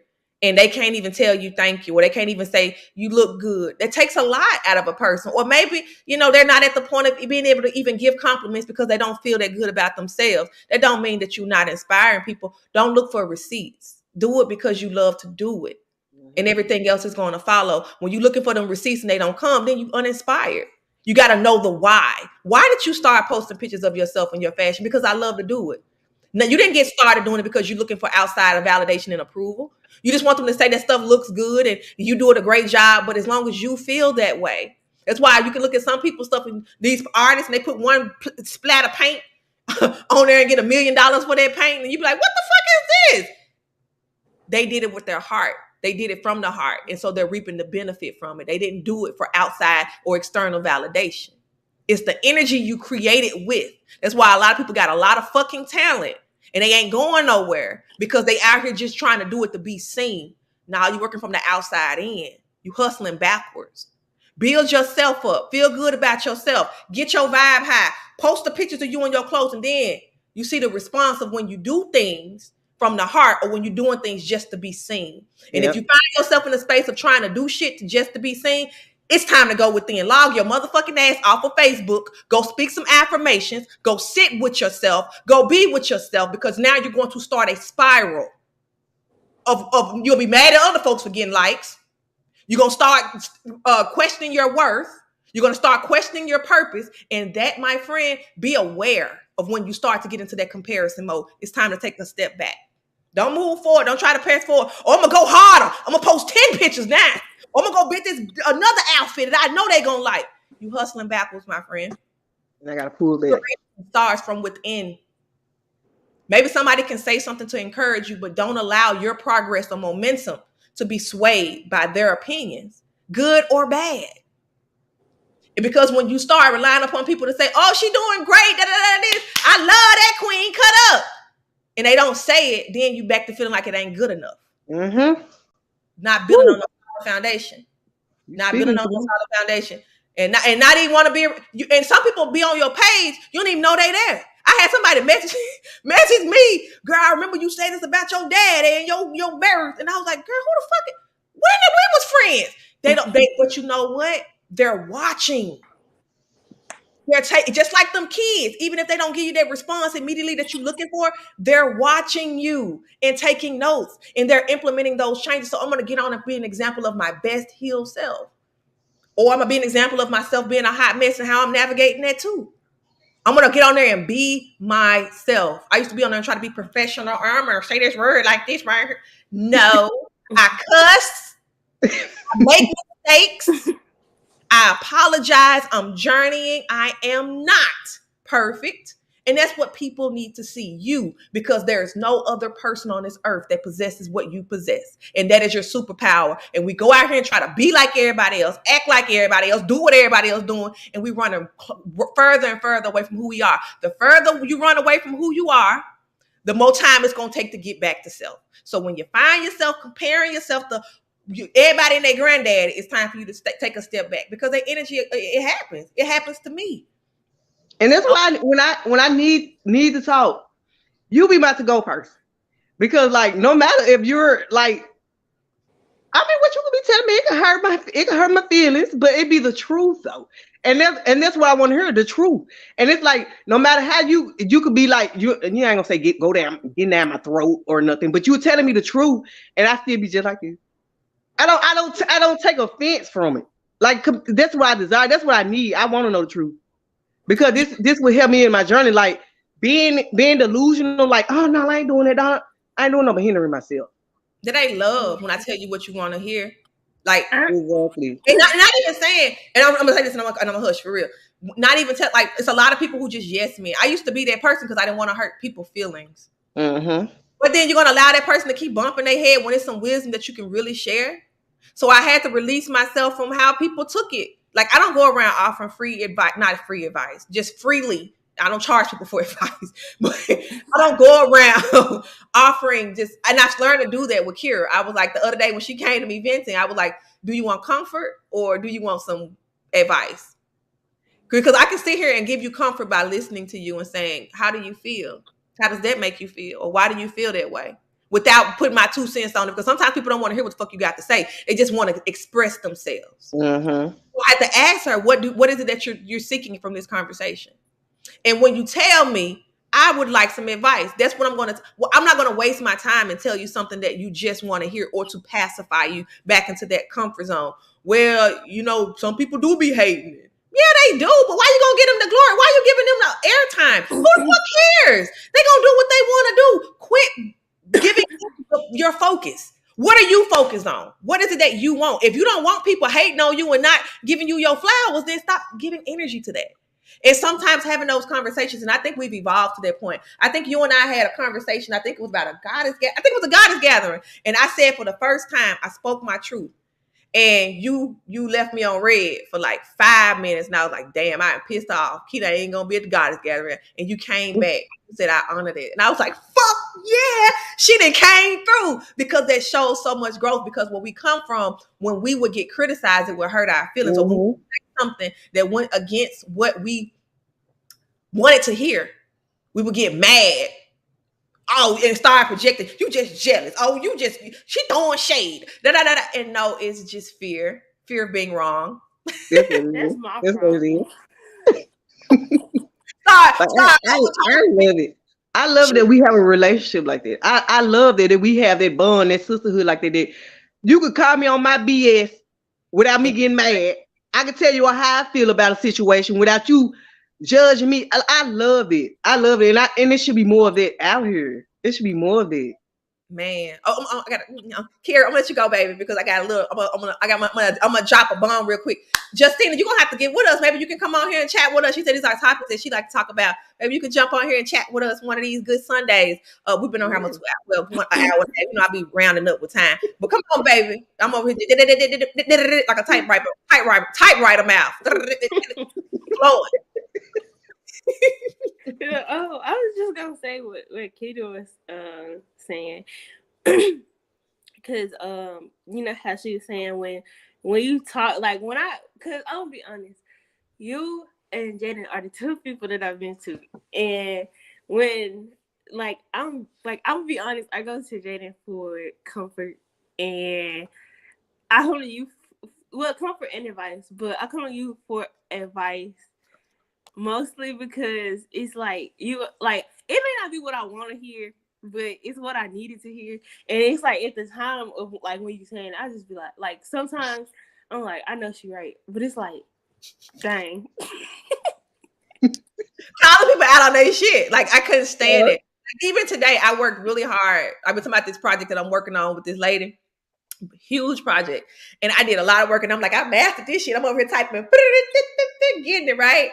Did it on the wrong damn spreadsheet. Did all that work on the wrong spreadsheet. And she called me. She said, you know, we missed this. And so that's going to set us back another day. And And I was like, the one part of me was going to say, girl, I know you playing me. I got to go and do all this stuff over. But she explained to me why it was important that we be on the lookout for small things like this, because it can cause big problems. I was like, you're right. I'm over here like I wasn't, when I started it, I wasn't completely focused like I should have been. And I made that error. So that allowing me to see where I was flawed, not even flawed, where I can make improvements on how I do my work. And she was kind enough to take the time out and explain it and be gracious about it. But not everybody will be. So I honor when people can call me out on my shit, because if I'm still in this, I don't grow from people. Comfort is like where dreams die. And I'm not saying make yourself uncomfortable. I'm saying that when there's turmoil or discord and you just want to go to a place of comfort and say, this is why it is, and blame everybody else, you become a victim and you lose your power doing that, because you just told something or whatever that is circumstance is that it's bigger and stronger than you.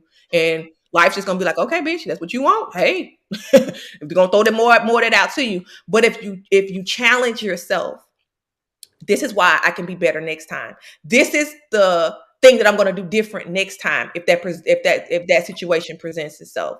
That's where growth occurs. That doesn't mean that it's pretty. That doesn't mean that it feels good. And it's oftentimes some shit that you want to hear, which is why it's called growth.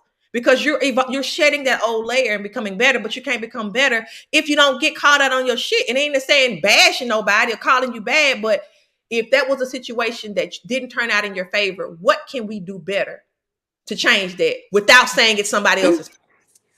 Yeah. Well, they made me because they said no. You chose. Yeah. You chose. Choices. But I'm just going through, and I'm over here talking. I'm going through these messages and just multitasking, but I'm feeling a lot right now. This has been really a very, very, very powerful conversation. We got on here talking about mama and daddy wounds, and then we started talking about natural hair and sisterhood. But I love it. I love how the conversations evolve. None of this stuff is scripted. I tried to get on here and let these people know what we were going to talk about. They looked at me like, wait. And then I was like, don't even worry about it. Forget it. We're going live. We do that every time. So, like, because these are true, heartfelt conversations, things that are being said are really coming from my heart. We ain't getting on here trying to be nobody that we're not. People need to hear us. They need to hear our perspective. They need to see the real us. People are real out here. Not everybody bots. Mm-hmm. Like this man on YouTube, he say bot. No, we real. We not bots. They're We like not NPCs. Y'all, I was in Florida. Y'all, we were in Florida. I was looking down at the pool, and it was some people. And we said there's some bots down here, and we ain't talking about nobody. I promise you, I ain't making fun of them. But it was the weirdest thing. It was hot outside. These people had on coats and clothes, like fully dressed, and was jumping in the pool. They was jumping in the pool, swimming like it was nothing. Like no. They didn't even see or nothing. They had on glasses. They was like, with coats. And then Woody was like, look. And I looked and he popped out the pool and was just walking like nothing had happened. Like, you know, the GTA characters, they just be in the background. It's the NPC. That was so bizarre because I was like, this has got to be like somebody finna be filming something. They finna break out a camera. Yeah. Like I thought it was like a movie or a skit. No, they just be doing swimming. Backstroke, and then they just got out the pool and just walked on. I was like, I know for me, I was walking home, and there was this guy walking down the sidewalk, and I could hear, like, we were like a good distance away from each other, but I could hear him yelling. So I'm thinking maybe he on the phone, or maybe he like yelling at somebody on the phone. No, he's just walking down the street, just, yelling, venting, I guess. I'm like, all right. He was going through something that day. Maybe I can't laugh at him because let me tell you. I mean, I couldn't say nothing because that same day I was venting down the street about what had happened at work. I'm like, I know somebody looking at me crazy. I was like, I had my shoes in my hand. And I'm just walking down the street, going down the street. Then I left my keys. I had to turn around. I'm like, dang, I left the keys. So I've been going down the street about that. Then I'm going back down the street. I'm like, oh, I see why he was trying to yell. We can't hear you. Huh?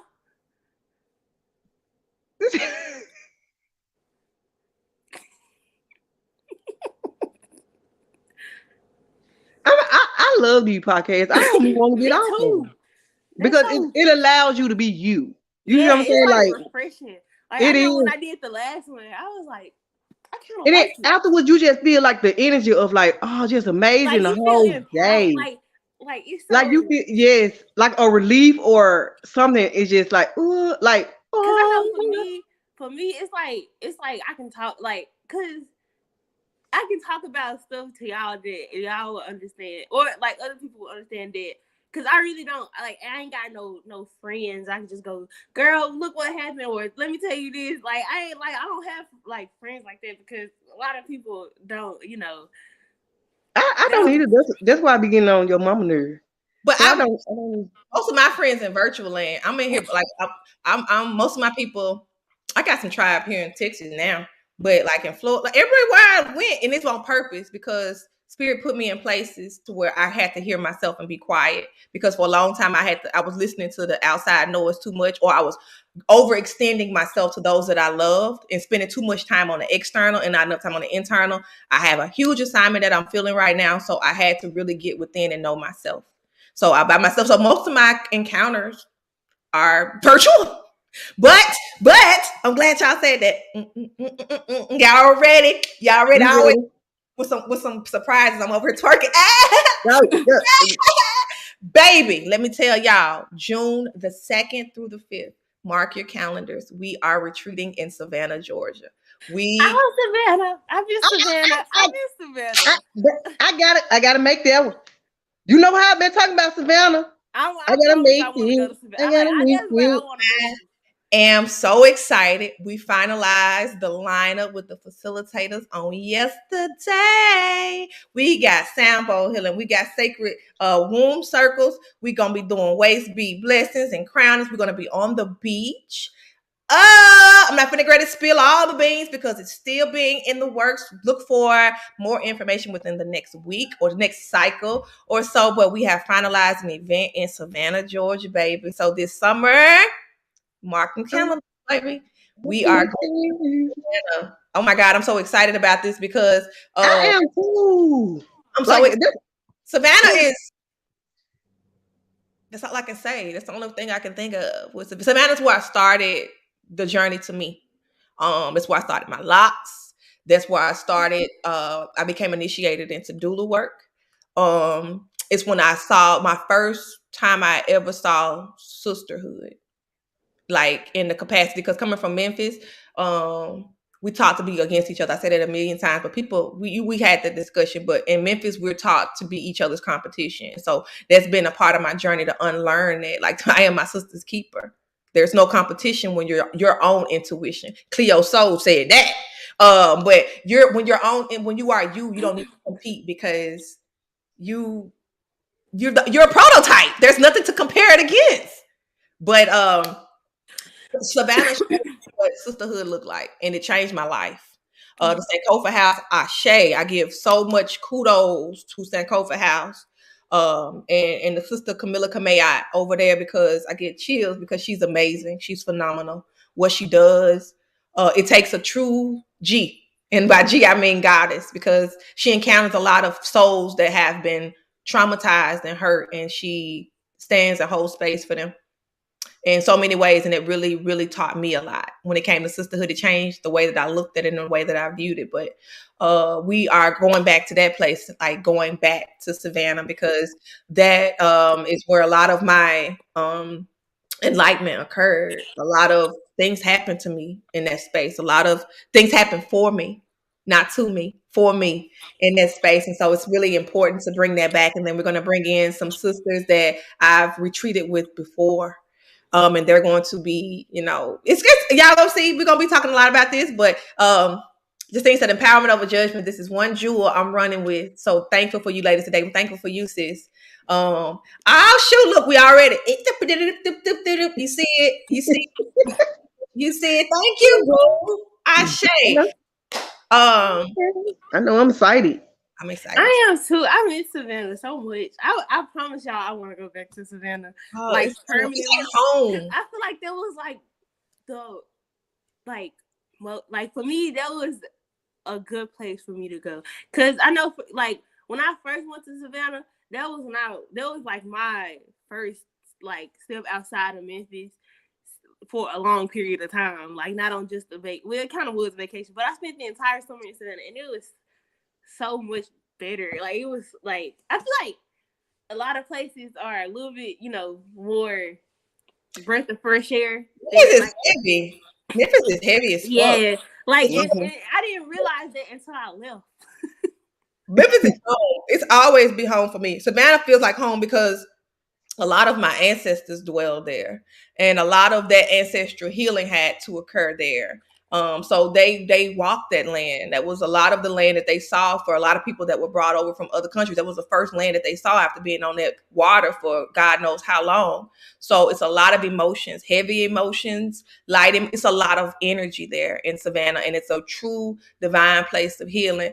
Ashe, what's up? BG stopping through.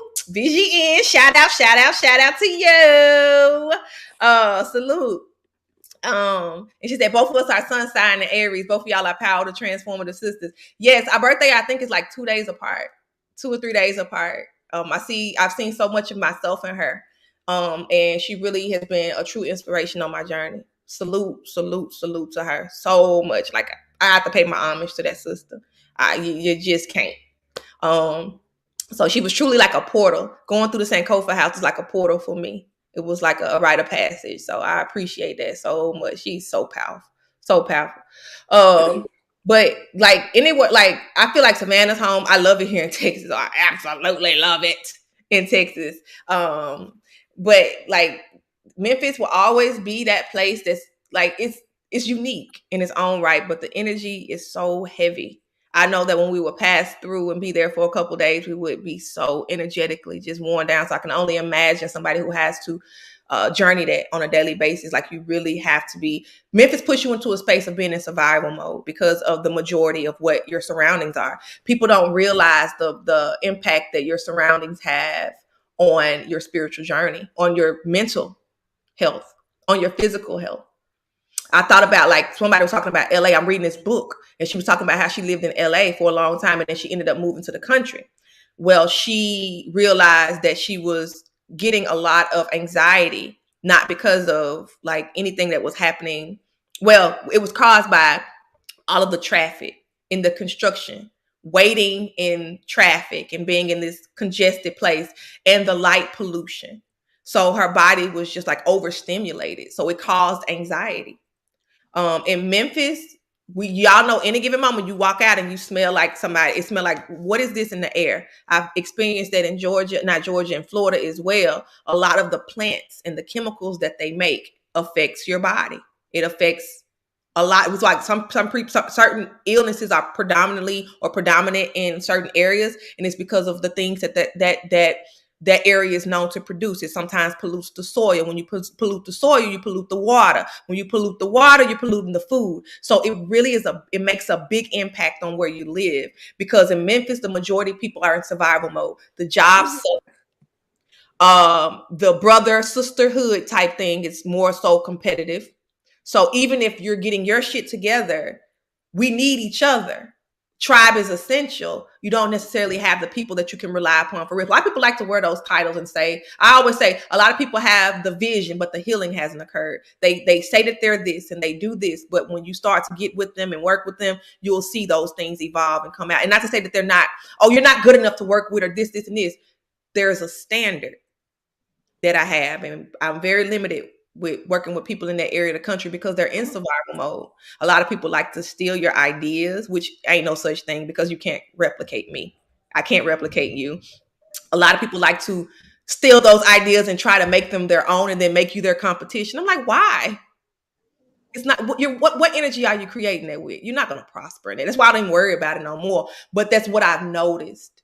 That's what I've noticed. And who wants to spend their time creating and worrying about or dealing with that type of energy rather than focusing on us doing the work? And part of doing the work is, walking through and acknowledging those types of energies. But the person has to take accountability. Oh, girl, you got me fucked up. I ain't jealous of you. I made this idea.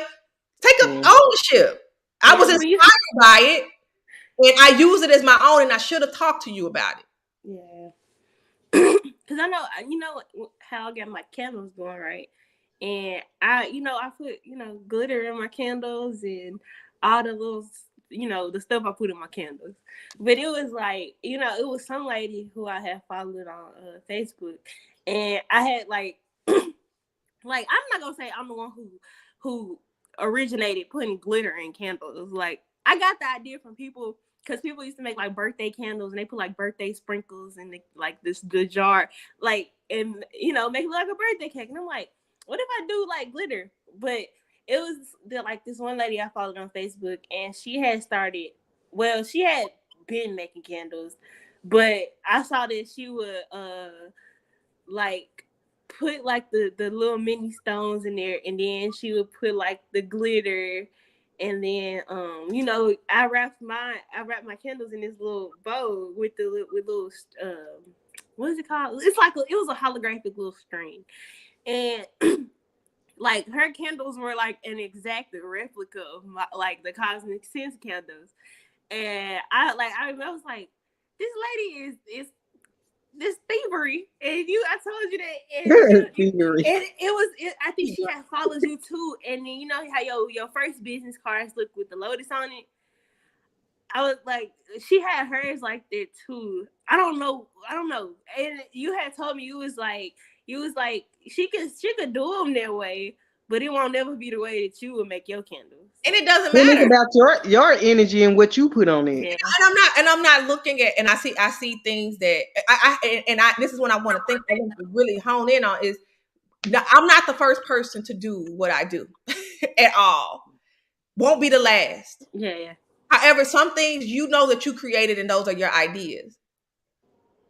Look, take it however, anything that I share, preach, or offer, be sure to do what you do. But it's your intent. I'm not going to sit here and check everybody who try and replicate something that I sat and came up with.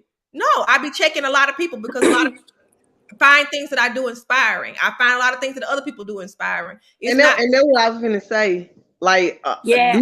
I don't think they really mean any harm. It's just that you're inspiring them. Yeah. And some people do mean harm, but like I said, it's the intent.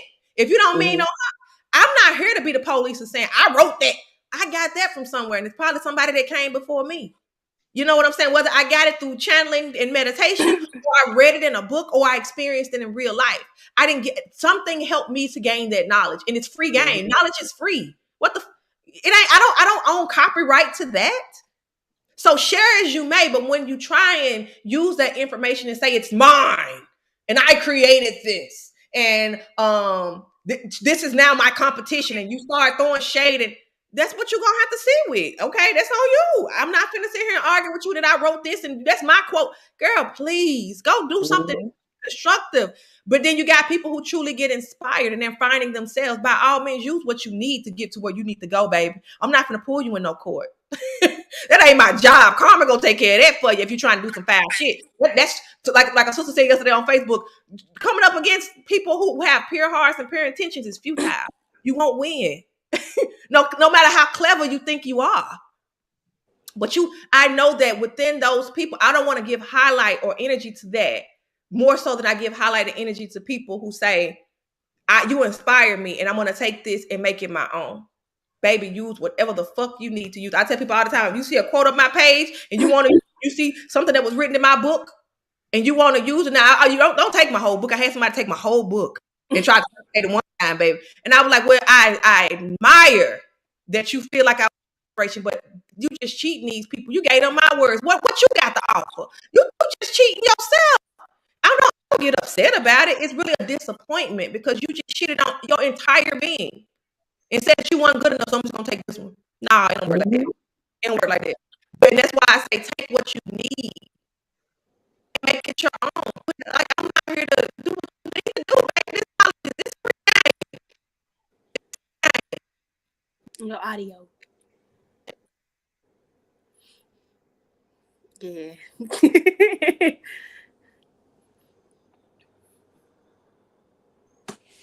I'm so loving. Grandma gave me this, and I promise it smells just like her house. What is it? It's this little spray. It's called Winter, but it smells like it reminds me of Grandma's house. So that's why I keep it in the living room. And then anything she gives you, it smells just like her house. Yep. It like anything. I remember when I used to go to Grandma's house on the weekend, and I used to come back and my entire bag, all my clothes and stuff, be like Grandma's house. I'm like, So she said the baby. She said some clothes, and I was like, Mama house. I know what you're talking about. Mama got her own aromatherapy. She should make. So Mama bought me a piece of mail that I had, and it smelled like Mama house. I like even the mail. Mama house, and Mama always was big about. She walking somebody's house. Mama wasn't no joke. Mama still ain't no joke. Mama, remember we was walking people's house. But I can tell she don't use no cleaning products. Like she can smell. Oh, y'all! I ain't finna do this.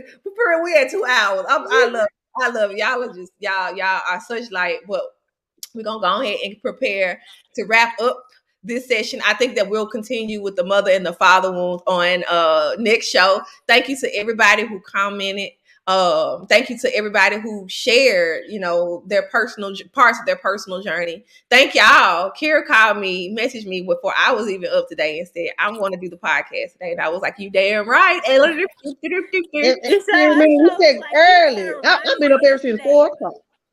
Keita messaged me. Keita said, no, you said Keita told me at 8, and I said at 9, and Keita was ready before me. So I was like, okay, let me get on board, baby. Let me go. It's like a meditation or a therapy for me. Like I feel so good when I get off these podcasts. Me too. I be so productive in my day, and I have so much joy. And it's like nothing can ruin your day, even if you try it. Like they call these the soul food sessions, and that's what it feels like. It feels like your soul done been fed. It does. I love it. I love it too. I know for me, at first, I was kind of, I don't know, I was kind of nervous because I'm like, people can see me. I was too. And I told you that. I said, I'm nervous, but I'm getting over this spirit. And love it. Yeah, like I thought I was gonna have to be dragging Keita, like, come on, Keita, please. No, baby, no. And that is, like I said this in so many episodes before. If y'all had grew up in the same household as Keita, this goddess down here, I like doing this. This goddess, she has transformed. What happened to my internet? Something just popped up. Y'all hear me? I'm gonna wrap it up. Stop talking. It's a little thing that pop up on my screen, girl. I don't know what be going on with this computer. Anthony upstairs, and I'm trying not to bother them, man, today with this stuff. Yeah.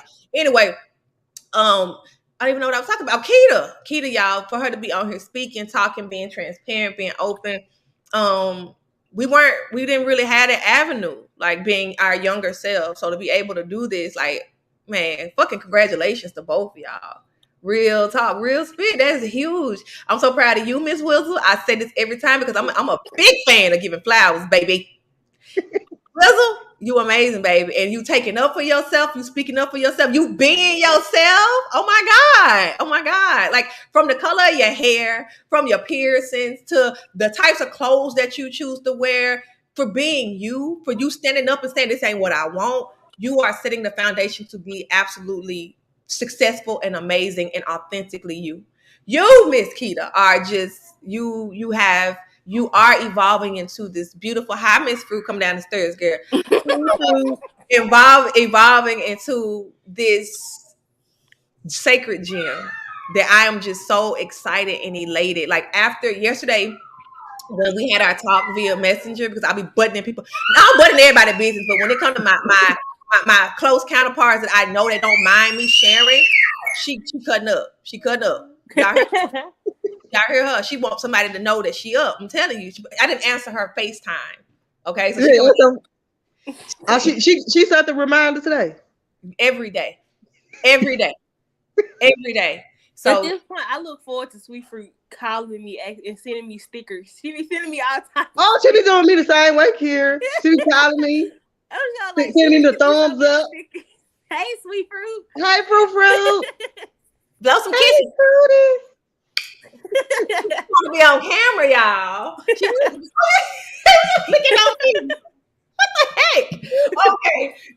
We ain't gonna do right for too long, y'all. So I just really want to congratulate y'all for real, because y'all are really becoming so authentic, and that has really inspired and sparked an amazing journey for so many other people, whether they want to acknowledge you or give you your flowers or not. Here, baby, look.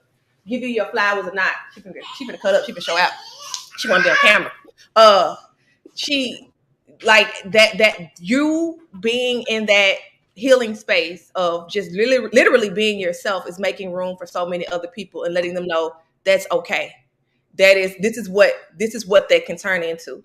So I thank y'all today and every day. I feel like I went to a seminar. The energy be lit on here, and after I get okay, I love it. And this feedback is like really, it's even more fuel to keep going. We get on here because it feels good to us. We get on here because it benefits our life. And when we can see that pour over into other people, then that's like the icing on the cake. Because we don't look at the outcome. I don't look at the views.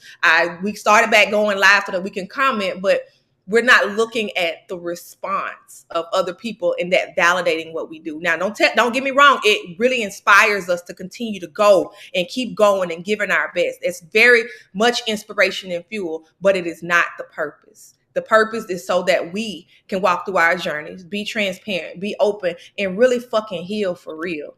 A lot of people like to say, they like to talk the talk, but don't walk the walk. And we get on here we walk our walk by telling our truths.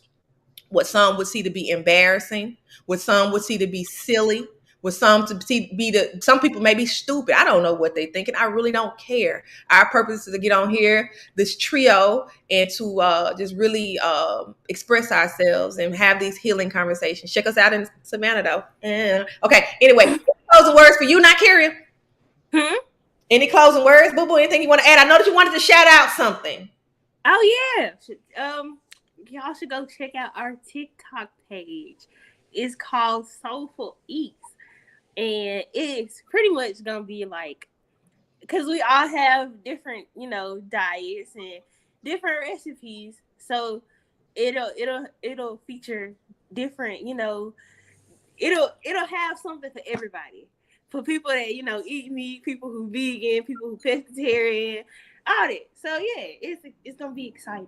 And I just posted it in the chat. We're gonna get the link.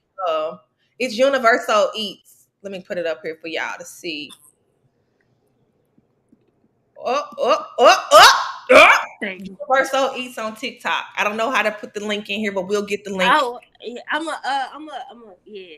We can upload it to the chat later. We don't have to put it in here live. But if y'all want to check us out, we're going to upload. And there'll be more to come because we're just getting started with it. But we're basically preparing meals that are budget friendly, time friendly, and for me, belly friendly. But everybody don't eat like me. I eat a diet that is not in alignment with a whole lot of other people. And I'm not judging nobody. I just do what feels good for me. And so if you don't eat what I eat, ain't no harm, no foul. It's all love, G. We all got different journeys and all that good stuff. But before we get out of here, I want to say something to you. Give your part, baby. Go ahead. I want to say something to you. I want to give thanks to you for basically holding space, allowing us to do this podcast, and for like personally, I'm speaking personally. For I don't want to say you're my diary, but you tell me the truth. You don't tell me what I want to hear. And I thank you for that. I thank you for it. Because I sometimes could be brutal and them tears are going to roll. But it's the truth. And I need that. You think I'm brutal, Keita? Some things you be like, well, let me tell you what the BS now. Because you got the BS too. When you say that, them tears get the roll. But I'm like, well, she right. I love her. I love her. And I'm so thankful. I'm so thankful. You don't try to be brutal, but sometimes the truth hurts sometimes. I think they look at it with me too. Like, you're not brutal. I don't know. I'm kind of sensitive. So it's like sometimes I don't like when people tell me that I'm doing something wrong or that I'm wrong, because I know that I strive. I know everything not gonna be perfect, but I strive for perfection. So it's like come along tell me, oh, you did this, you did do it. I'm like, I guess I did. I'm like, well, such did this, such. Here, well, let me tell you what you be doing now too. Now what did you do? You tell what this person and what. And I'm like, okay, you right. But just to say, I'm thankful for you. I'm thankful for you. Me too. I'm thankful for you. Y'all make me smile. I love y'all so much. I'm thankful for y'all. Even though y'all think I'm brutal sometimes. Look at me. I just took out of all that y'all said, I heard brutal. Y'all brutal. I love y'all so much. And I say that because my intention is to be loving. And sometimes loving isn't always soft, cute, and cuddly. But I don't say anything to tear anybody down. I don't. But sometimes we got to be our ugly truths. Our ugly truths. And when we find ourselves feeling like we don't want to be told, it's an opportunity for growth. Why don't I want to hear that I'm wrong when I know that I'm not perfect? Mm-hmm. This is an opportunity for me to become better. But I love y'all. This is an opportunity for me to become better. Because y'all, I strive to deliver what I deliver with love. And I ain't around here just calling people out on that shit. It's just me getting you I offer you journal prompts. Anytime you run into a roadblock, I don't sit and question you what you do. I don't sit and tell you what something is right or wrong. I offer you journal prompts. Why is this important? Why do I feel this way? And you say, this is not for you to answer to me. This is for you. You let that be known. Like you don't, this is not for you to give me answers. You got to answer. You got to find what is it they're doing this. You let that be known. You let that be known. Because I don't have I don't have your answers. You have those keys. So it's just me guiding you back to yourself. And sometimes it's a little stern because I believe in you. I believe in you. But anyway, I'm still And on I the need top. it.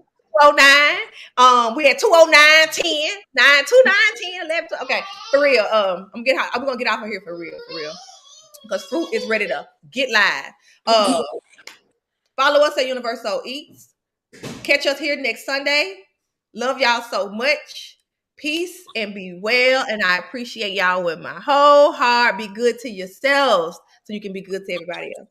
Ashe. Ashe. Peace.